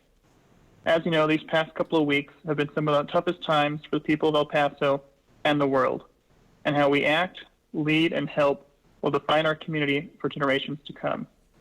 I would like to start off by asking that all communications that the city puts out is in both in English and Spanish, and it is accessible for people with disabilities. It's important that everybody knows what's going on so that together we can survive this pandemic. As we know, small businesses are being forced into new business practices that many of them are not used to. This has caused many employees to have either been laid off or be having reduced hours. Some residents, from what I understand, have been told that if they pay 50% of their rent now, that they can have another month added onto their loan, which is scaring people even more in a crisis, and in some instances could be considered as profiting off a pandemic. The message that I've received from people is clear, that we need to stop all non-essential projects and start helping those who need it. Not with loans, because loans at the end of the day cause more panic, but with a helping hand and a loving hand from our government that cares about the people of El Paso.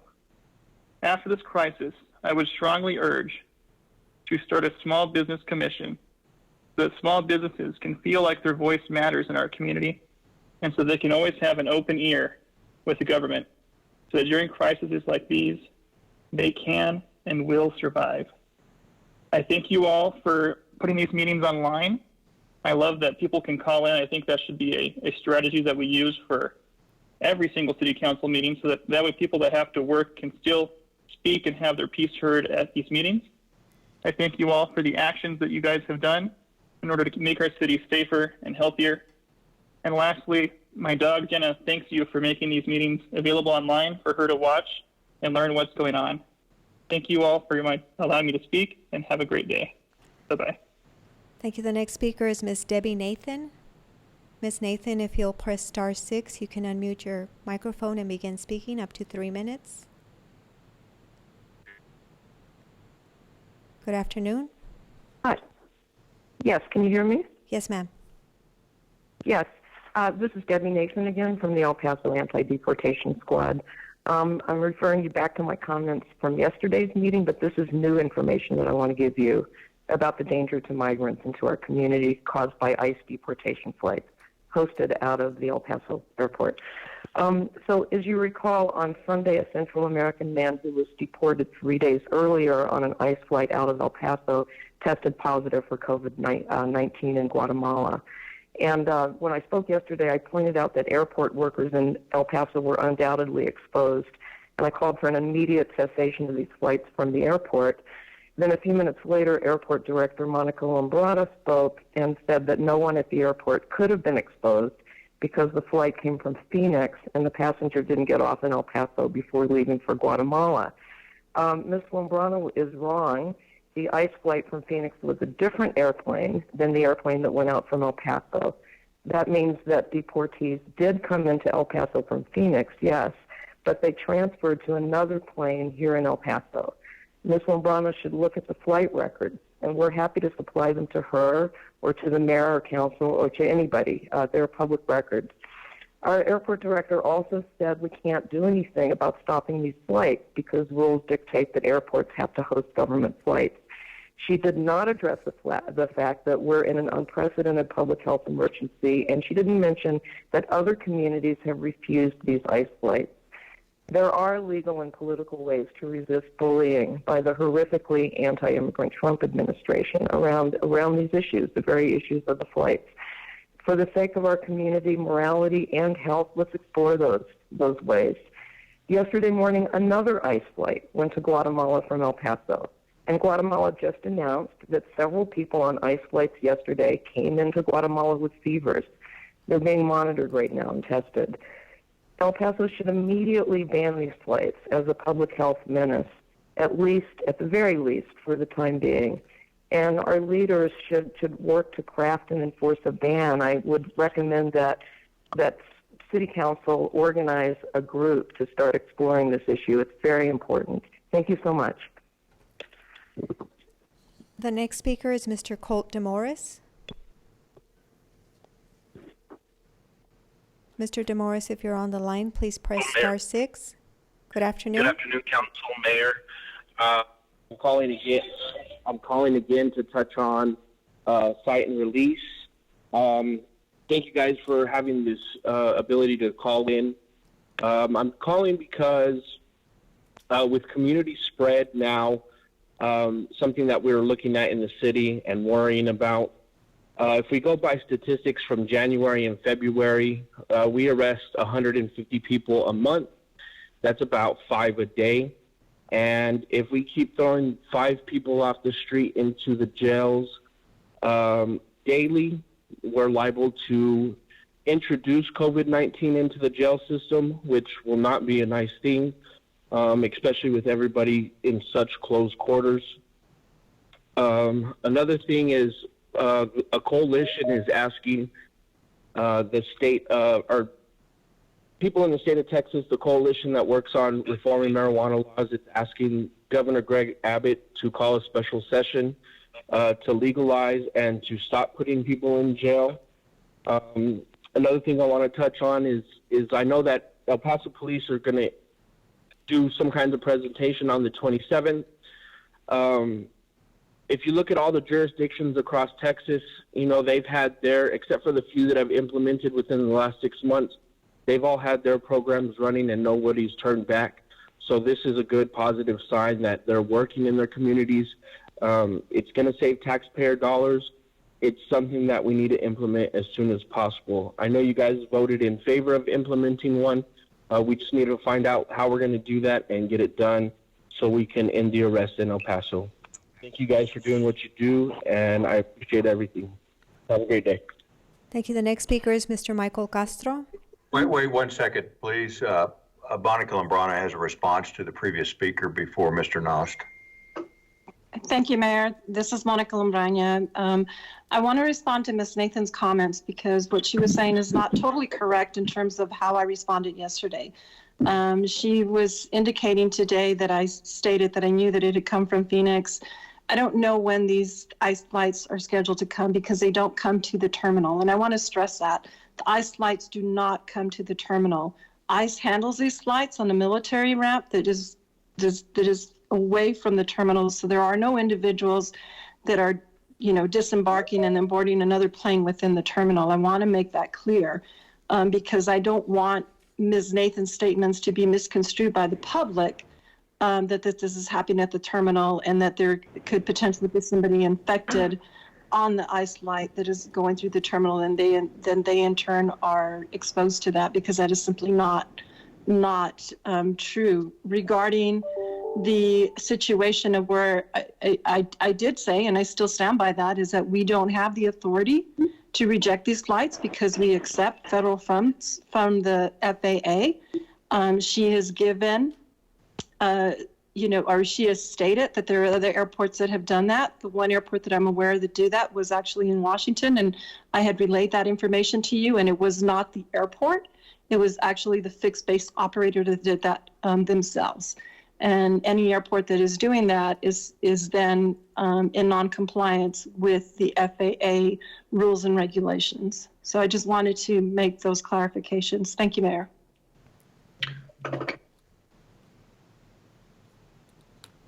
Okay, Laura. Okay, thank you, Ms. Lombrani. The next speaker is Mr. Michael Castro. Hello. Good afternoon, Mr. Castro. Go ahead. You have 3 minutes. Can you hear me? Yes, sir. All right. Hey, guys. How's it going? How's it going, City Council? So, again, just to follow up with Colt and the cite and release program that we're trying to implement here in El Paso. One thing, you guys, right now during this crisis, what's going on with COVID-19, you look at Las Vegas, you look at California, you look at all of these places that have recreational cannabis available to the public. Right now, there are over 95 million people that live in legal states that have access to legal cannabis. Not only that, but during this COVID-19 situation, this lockdown, these cannabis businesses are left open as essential businesses, meaning that it is essential to life, meaning that people are going to get their medicine. People have to be able to obtain their medicine, whether it's recreational or medically.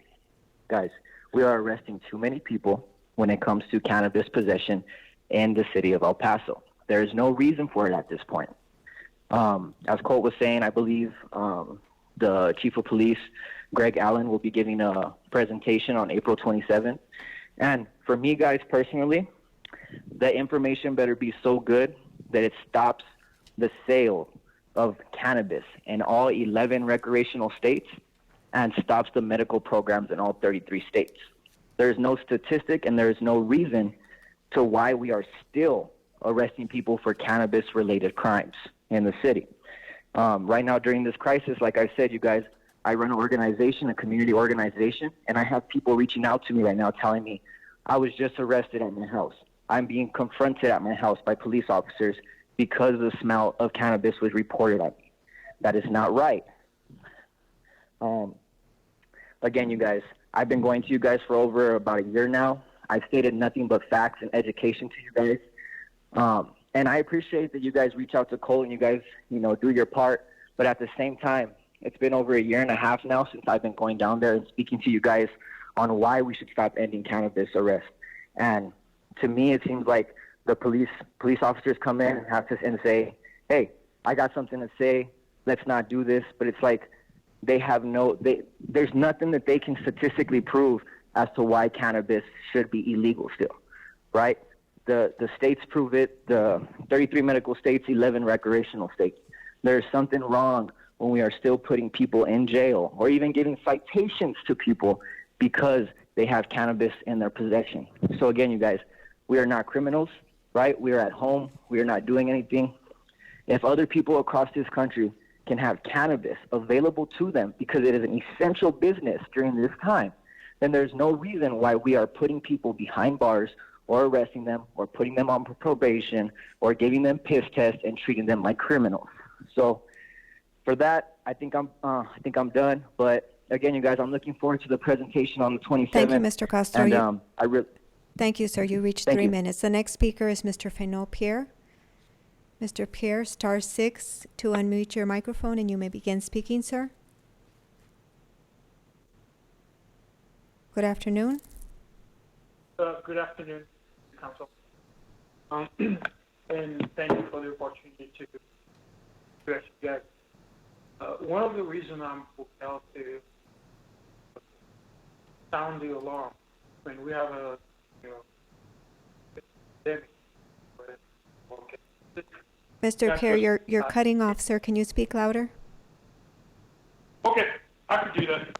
One of the things that encouraged me to reach out to City Council to sound the alarm, we have a lot of people are getting sick. People are getting sick in our city. People are getting sick all over the place. One of the things that I noticed, I don't know if that's correct, where the city of El Paso would continue the construction of the water park. I don't think that's a responsible thing. When people are getting sick, people are not doing what the CDC and the state kind of recommended people stay away from each other, not getting sick. I don't think it's a good practice for the city of El Paso to do this project. I think it would make sense altogether if we can just completely stop all those projects like the arena, the water park, and basically stop everything altogether.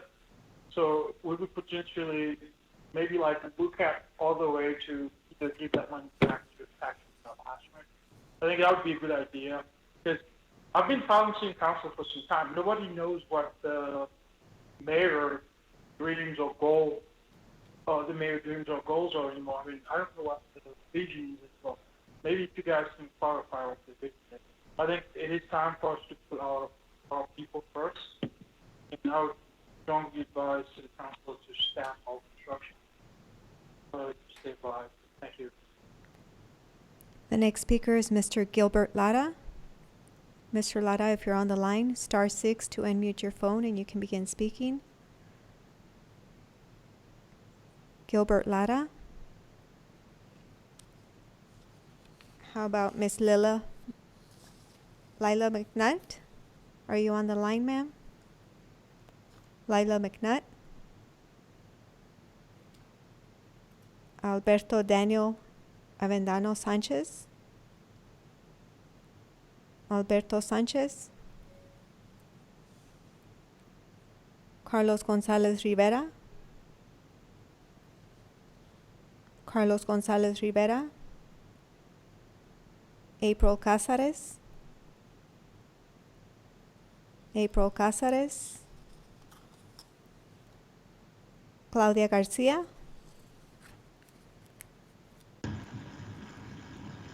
Claudia Garcia. *6 to unmute your microphone.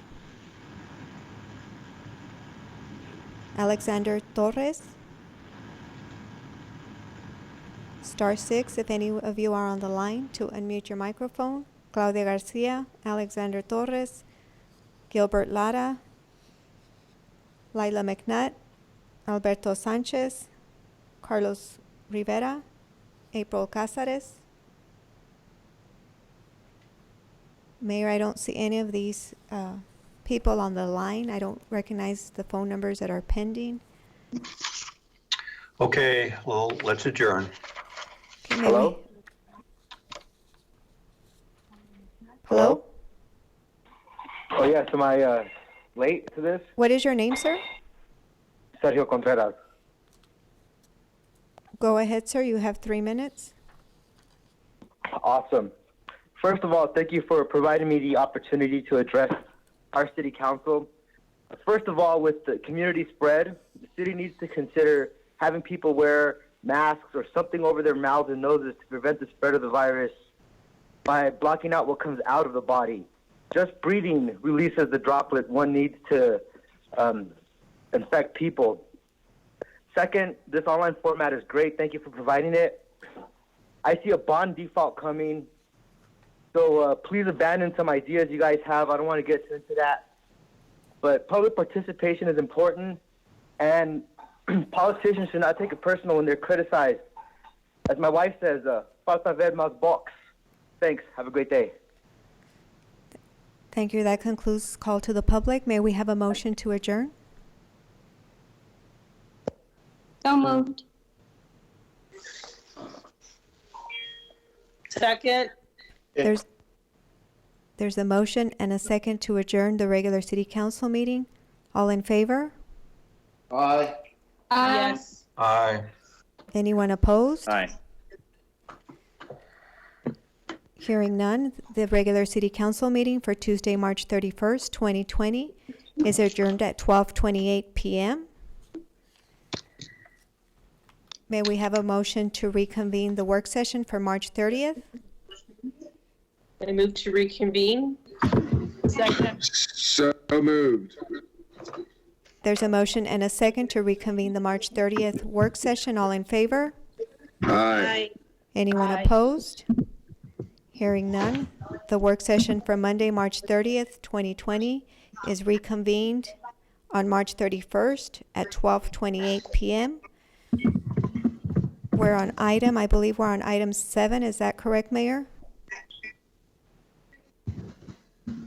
Yes, that is correct. Item 7.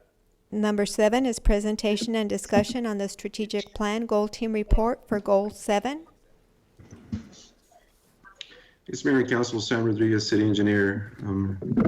Share my presentation with you.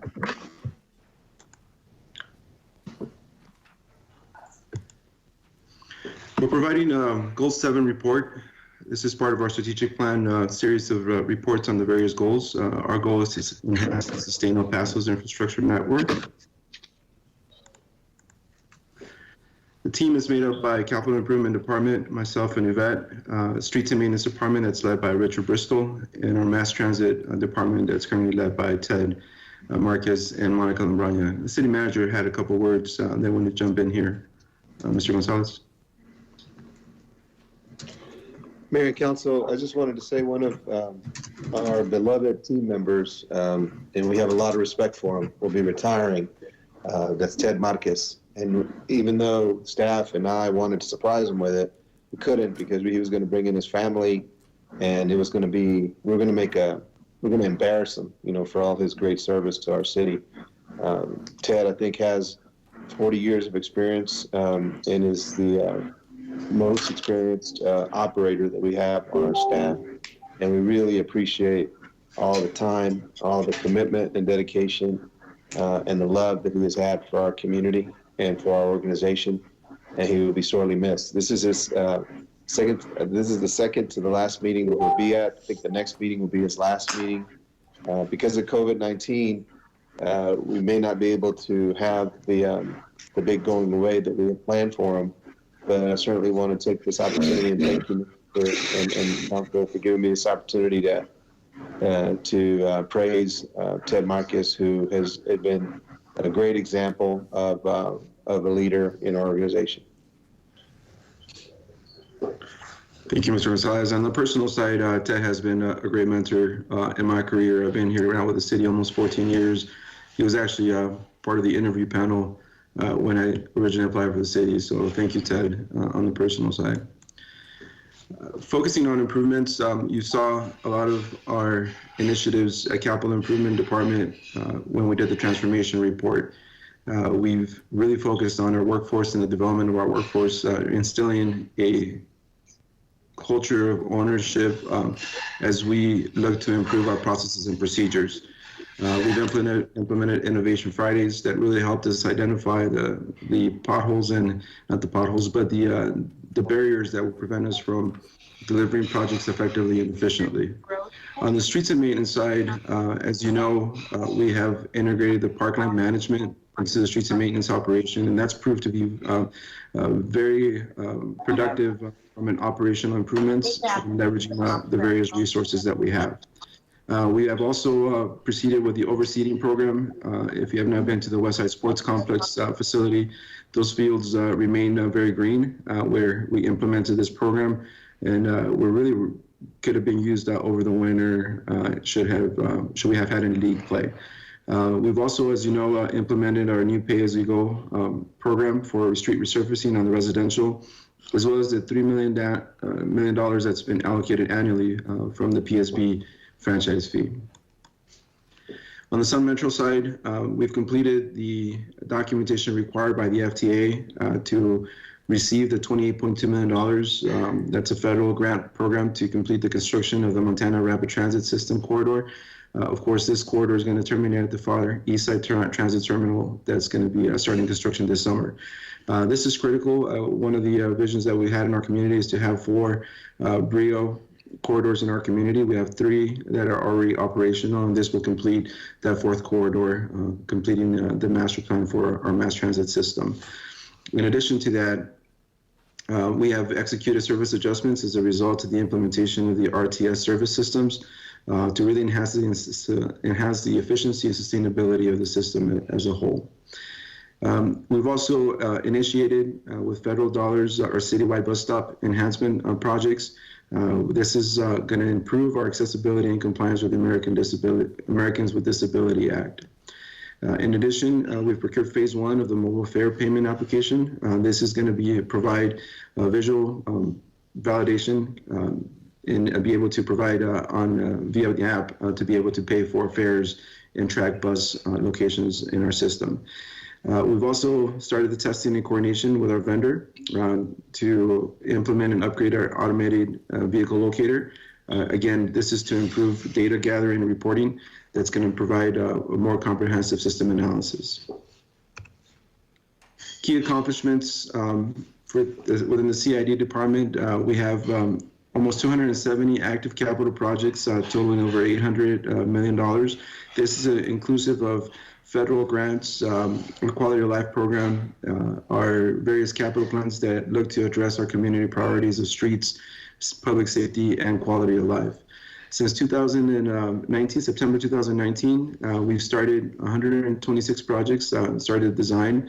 We've sent out to bid 36 projects and started construction on 28 of those.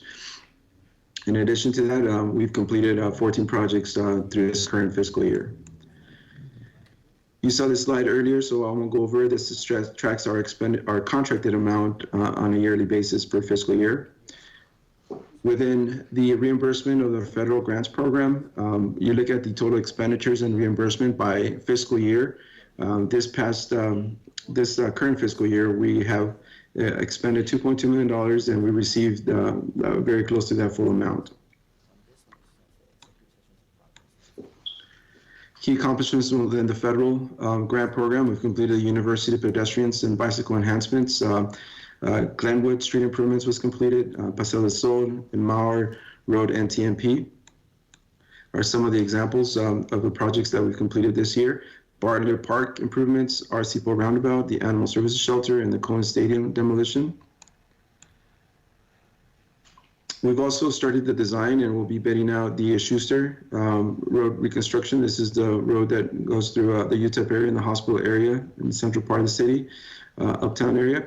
Bicycle connectivity phase 1 is started construction, as well as the East Side Transfer Center. For our streets and maintenance department, through this fiscal year, we have repaired 48,000 potholes.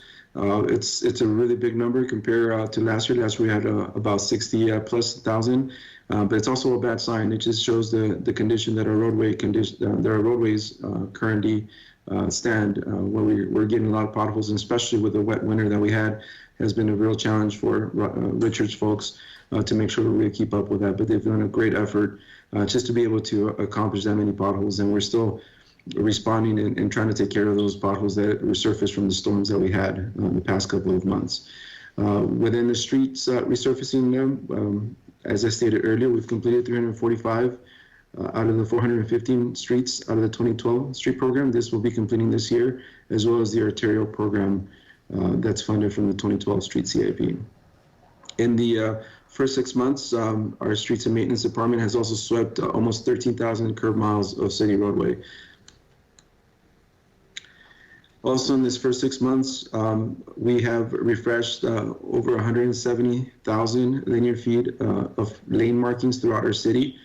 We've also refreshed 24,540 linear feet of crosswalks in our own community. This is really great when you look at the programs that we brought in-house and being able to accomplish this more cost effectively. This is a great example of us doing that. By being able to do our lane markings, we've been able to save the city operating dollars over the past couple of years. In addition to that, we've completed 746 work orders related to street light outages and replacements. Our key performance indicators for potholes, we currently sit at 48,000. Our annual target was 50,000 for the fiscal year. Our percentage of on-time preventive maintenance for our bus system, we were targeting 99%. We're currently through Q2 at 100%. Our percentage of on-time performance for our mass transit department, our annual target is at 93%, and through Q2, we're sitting just below that. The amount of money of contracted amounts for a capital program, our target was 100,000. We're tracking over half of that amount through the Q2. And the amount of capital projects expended, we're tracking at 70. We're going to be exceeding that target this fiscal year. We're already almost at $63 million. And the percentage number of projects completed compared to last year, we had 65. We're anticipating a much higher number this year. We're through Q2, we're at 29, and we're anticipating 20 plus projects to be completed over the next three quarters. Our key deliverable updates for our infrastructure, we're continuing to work on our street reconstruction program. As I stated and shared with you earlier, we're down to 2 projects that are still in the design phase of a 2012 street reconstruction program. We have completed 14 transportation projects this current fiscal year. That includes the Mauer NTMP, Red Road median landscaping, university and bicycle enhancements, the Deer Avenue NTMP, Glenwood, Annie, Tony Mary Jean, and Yvonne Street reconstruction projects have all been completed in the first 2 quarters. In addition to that, the $3 million that was approved by the City Council this past year, we started the collection of half a fiscal year of 20. As you remember, we're using this money to address our collector roads, and we've identified the initial corridors that we'll be targeting with this additional money. Phase 1 of the top 25 arterial project is already under construction. This includes corridors along Pelicano, Railroad, Cotton, George Dieter, Yarborough, and Trevino will be under construction. Phase 2 has also been approved for design, and they include corridors on Airport, Executive Center, Pebble Hills, Red Road, as well as Shadow Mountain, West Wind, Sunland Park, and Vista del Sol. Our streets operation department, we've been utilizing our resources to support the public works needs related to the response to the COVID-19 emergency. Excuse me. Resources are also being diverted to assist environmental services. You heard a presentation from Ellen today about the increase in trash collection. So we've made resources available from a streets and maintenance department to go support Ellen's operation. And then our pothole patching operations have really surpassed a 2-quarter mark in being able to keep up with the potholes that have surfaced over this past winter. Continuing our strategic investment in our city facilities, within our parkland maintenance, we have started the higher maintenance levels at the Westside Sports Complex in Blackie Chester to have designated game fields, and they're really looking fantastic out there. Our increase in number of parks that have centralized computer controls has also been implemented. This allows us to have increased irrigation efficiency, which translates into more cost savings to the city. Our biggest cost for our big park complexes is usually the water that we spend to water our fields. And then we've also started a new program to change over our playground fall surfaces from sand to engineered wood fiber to improve the safety for our community. Our strategy to enhance regional comprehensive transportation system, the Alameda and Dyer went into service this past year. We also procured, as I stated, the contract for bus stop enhancements to address the ADA. And we also procured the mobile pay application and ridership tracking software improvements. And then we kicked off second year of streetcar operations in conjunction with Winterfest. Our ongoing Northgate TOD coordination with Metro 31 continues to include leasing the terminal and retail areas. We have submitted to FEMA, just to give you a quick update on this project, we have submitted to FEMA and we received approval to do the improvements to get the property out of the floodplain. So that project is out to bid and will be starting construction this summer. Our key opportunities and challenges as we commence the work on the Montana RTS corridor is going to be a challenge for us to make sure that we keep up with the services out in this area, as well as we have an opportunity to increase our ridership and customer experience through the enhanced real-time route information in the mobile car payment app that will be implemented. Management structure, as you know, has been in the works, and we'll be taking that over as a city function with city employees in the summer of 2020, with full integration in fiscal year 2021. On the facility maintenance side, we continue to monitor and improve our HVACs, our roofs, electrical and plumbing systems. With the passing of the public safety bond package that the voters approved, we'll be taking care of the public safety facilities such as the fire stations and our police facilities. And then we'll be working very closely with OMB and Robert Cortines as we look to address some of the other facilities that are in our inventory to take care of. Our fleet replacement, citywide fleet replacement will continue to be a challenge for us as we look to replace our small vehicles or our fleet pickup trucks, sedans, and bucket trucks for our streets and maintenance departments. Some of the other operating departments will be a challenge as we move forward in the availability of funds. Our paving cut and traffic control permits, we continue to have dialogue with our communication companies that are doing installation in our public right-of-way. We just received a letter from a company that's looking to add fiber into our community. That as you know, has been one of their challenges in our community, making sure that we coordinate that project and that they do the right thing for our community as they repair our public infrastructure. Mayor, that completes the presentation and the report. Be happy to answer any questions. I know Monica and Ted are online, as well as Richard, if there's any specific questions for their departments as well. Thank you, Sam. I've not received the request for questions. Appreciate it. Thank you. Council, once we're now ready for executive session. Wait a minute, Laura. Representative Lizarga has a question for Ellen Smythe from the previous presentation. Yes, Ellen, thank you. Are you there, Ellen? Ellen, thank you so much. I have a question. I believe there's some misinformation out there concerning the suspension of recycling. Can you clear that up for the benefit of the public? Are you there, Ellen? There's misinformation going around saying that recycling has been suspended in El Paso. I'm not sure if Ellen's on. Representative Lizarga, this is Sam Rodriguez. It has not been suspended. What we have gone as effective today or the 30th is the every other week recycling. And so that's still in effect. That went into effect. So we're still recycling. It'll be every other week. It's the Blue Every Two campaign that they kicked off. And just to remind the public as well that all the citizen collection sites are open if they have extra trash or recyclables that they want to dispose of that does not fit into their bins.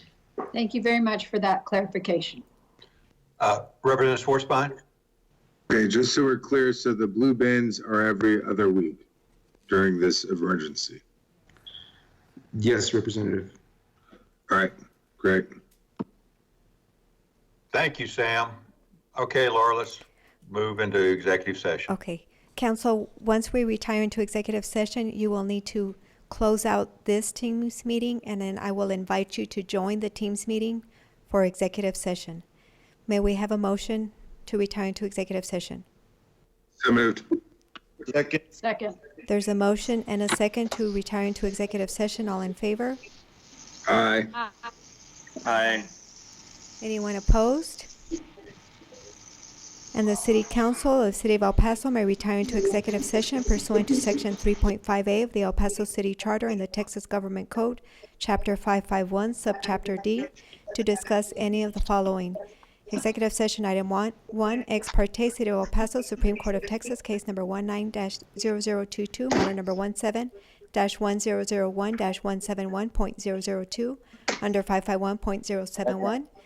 Executive session item 2, Max Grossman versus City of El Paso, 8th Court of Appeals, case number 08-19-00272-CV, matter number 17-1001-171.001.001 under 551.071. Executive session item 3, interim rate adjustment filed by Texas Gas Service, a division of One Gas Inc. on March 12, 2020. Matter number 20-1008-142 under 551.071. These matters are taken into executive session under 551.071. Consultation with attorney. The following council members will be present in executive session via video conference: Mayor D. Margo, Representatives Peter Schwarzbein, Alexandra Anello, Cassandra Hernandez, Sam Morgan, Isabel Salcido, Claudia Rodriguez, Henry Rivera, and Sissy Lizarraga. The meeting is in executive session at 12:48 p.m.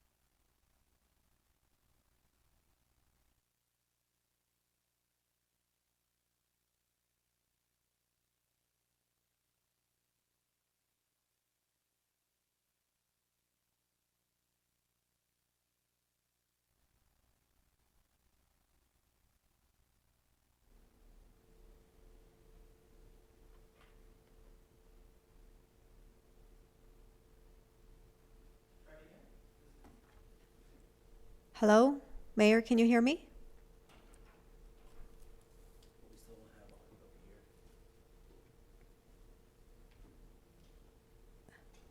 We need to get audio back on in chambers. Just a minute, please.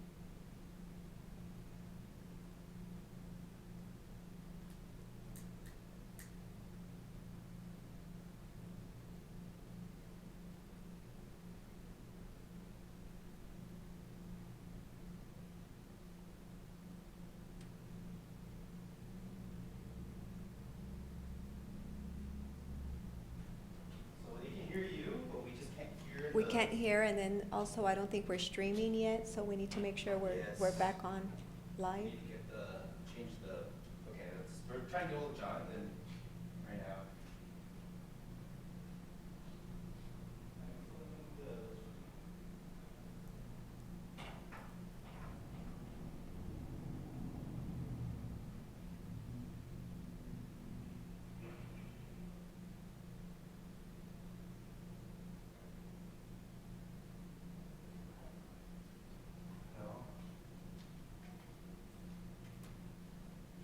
Somebody to talk on there? Mayor Pro Tem Schwarzwein, can you say something so we can test the audio, please?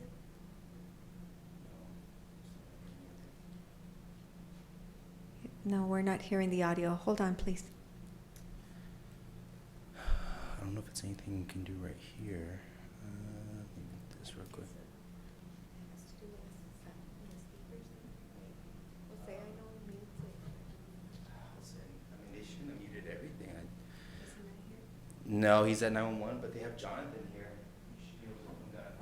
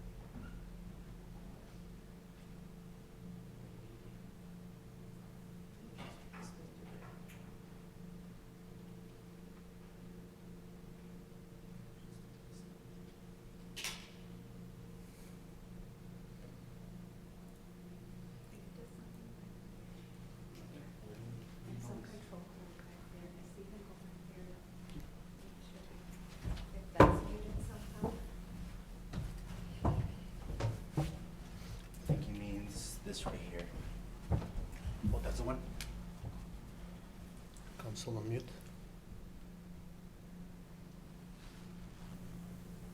Oh, you know.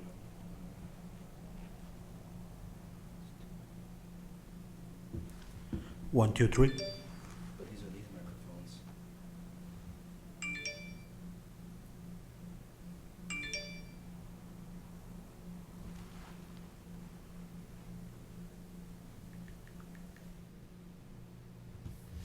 Okay, face me on the try.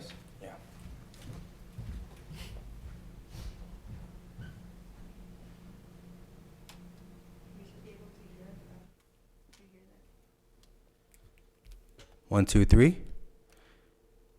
Can somebody try and speak real quick? We're still not hearing him.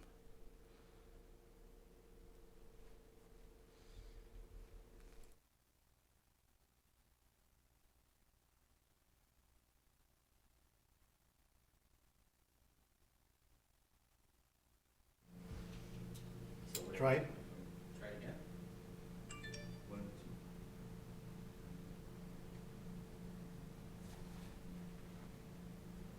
Hello?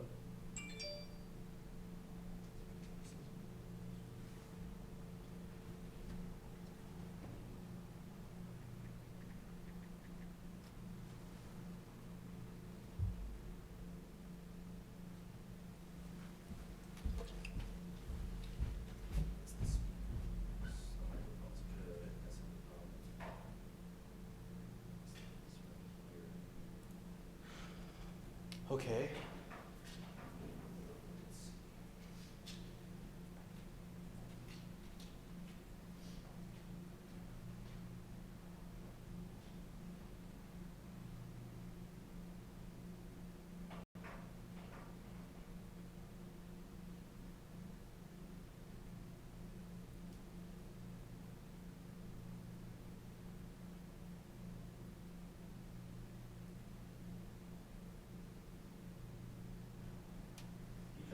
Start again. Laura's asking us to test it one more time. Representative Schwartzline is speaking, but I can't hear. Something's like the mic. I think it's the mic that's the issue. No, because they can hear us, we can't hear them.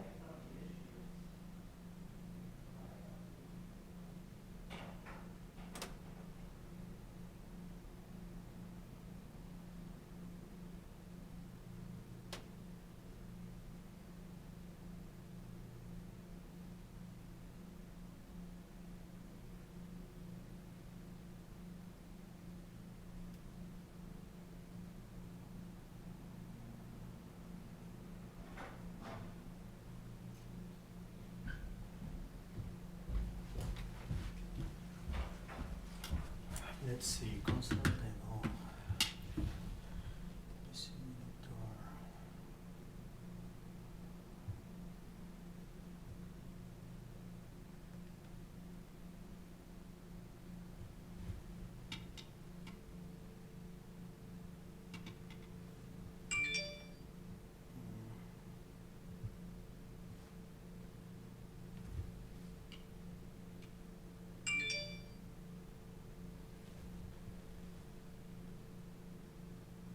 Can we test?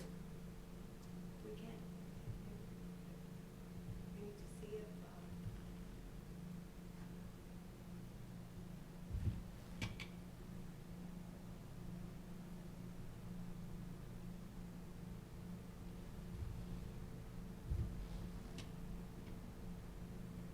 because we have to be able to show the live stream and hear it up here. Here? Well, to broadcast it, it has to be on. All right.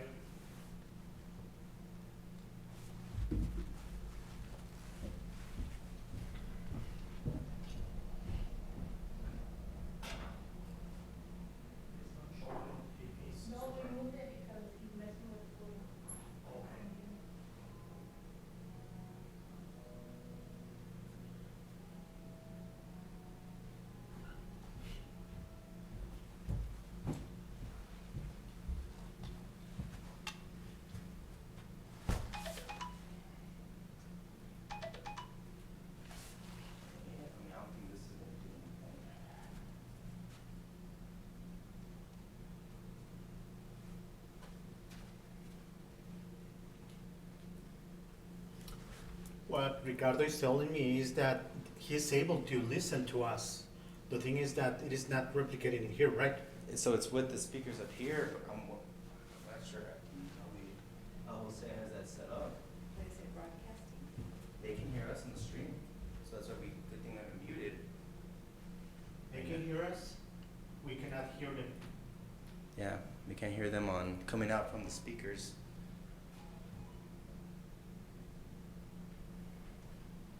He didn't answer. I think Laura's trying to talk to him.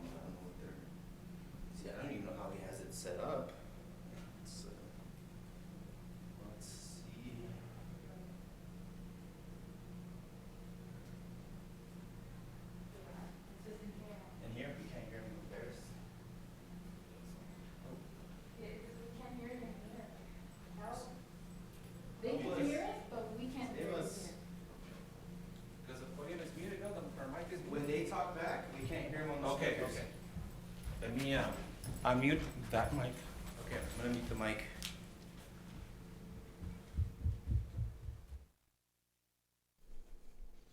Testing 1, 2, 3.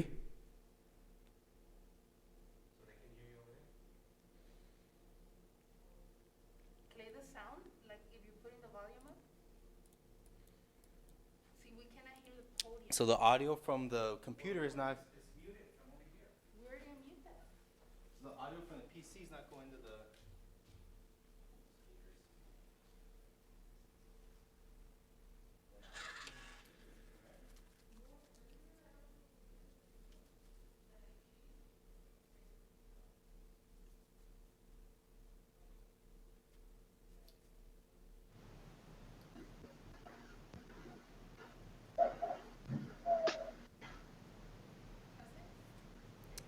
Mayor, can you hear me? Mayor, can you hear me? I can hear you. We ready? I think we're ready. I can hear you now. All right. Watch your call roll. Okay. May we have a motion to come out of executive session? So moved. Second. There's a motion and a second to come out of executive session. Mayor Pro Tem Schwartzbein? Can please everybody mute? Aye. Anello? Aye. Hernandez? Yes. Morgan? Yes. Salcido? Aye. Rodriguez? Yes. Rivera? Yes. And Lizarraga? Aye. Okay.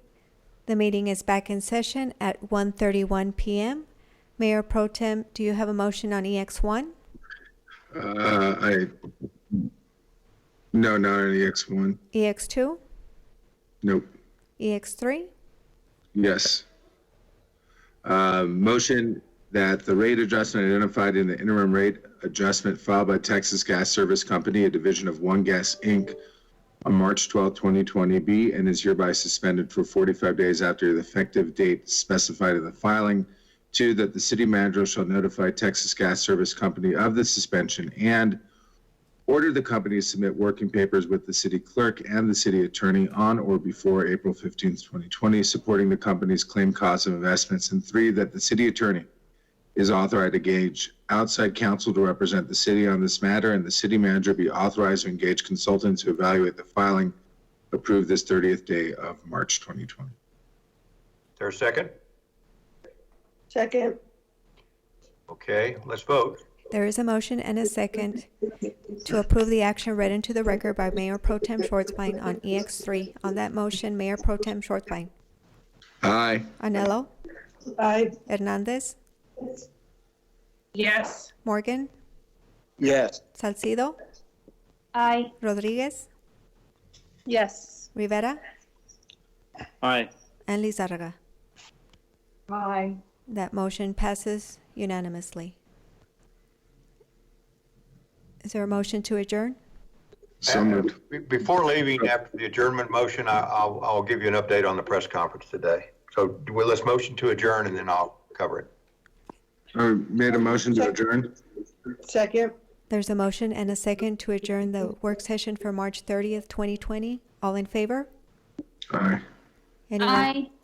Anyone opposed? And the work session for Monday, March 30th, 2020 is adjourned on Tuesday, March 31st, 2020 at 1:33 p.m. Okay, just real quick, there'll be a 5 p.m. press conference with the county judge today. We've been working on some tightening of our directive that the county and the city have, which is pretty parallel. We've been discussing this since last Saturday and going back and forth to what we think we need to do based on recommendations by Dr. Ocaranza and Mauro D'Agostino as the head of our emergency office management. There'll be some tightening of the social distancing rules and what is open and what is not open now, because frankly, as El Paso has not been doing a real good job of maintaining that 6-foot space and social distancing that every medical authority says is the key to controlling this COVID-19. So that's really the gist of what we'll be doing. We'll just be doing some tightening up, and we'll do a virtual press conference today at 5 p.m. So please join us if you'd like. Appreciate your time, and thanks to IT and all of you for going through this meeting the way we've had to do the last 2 days. Thank you. Bye.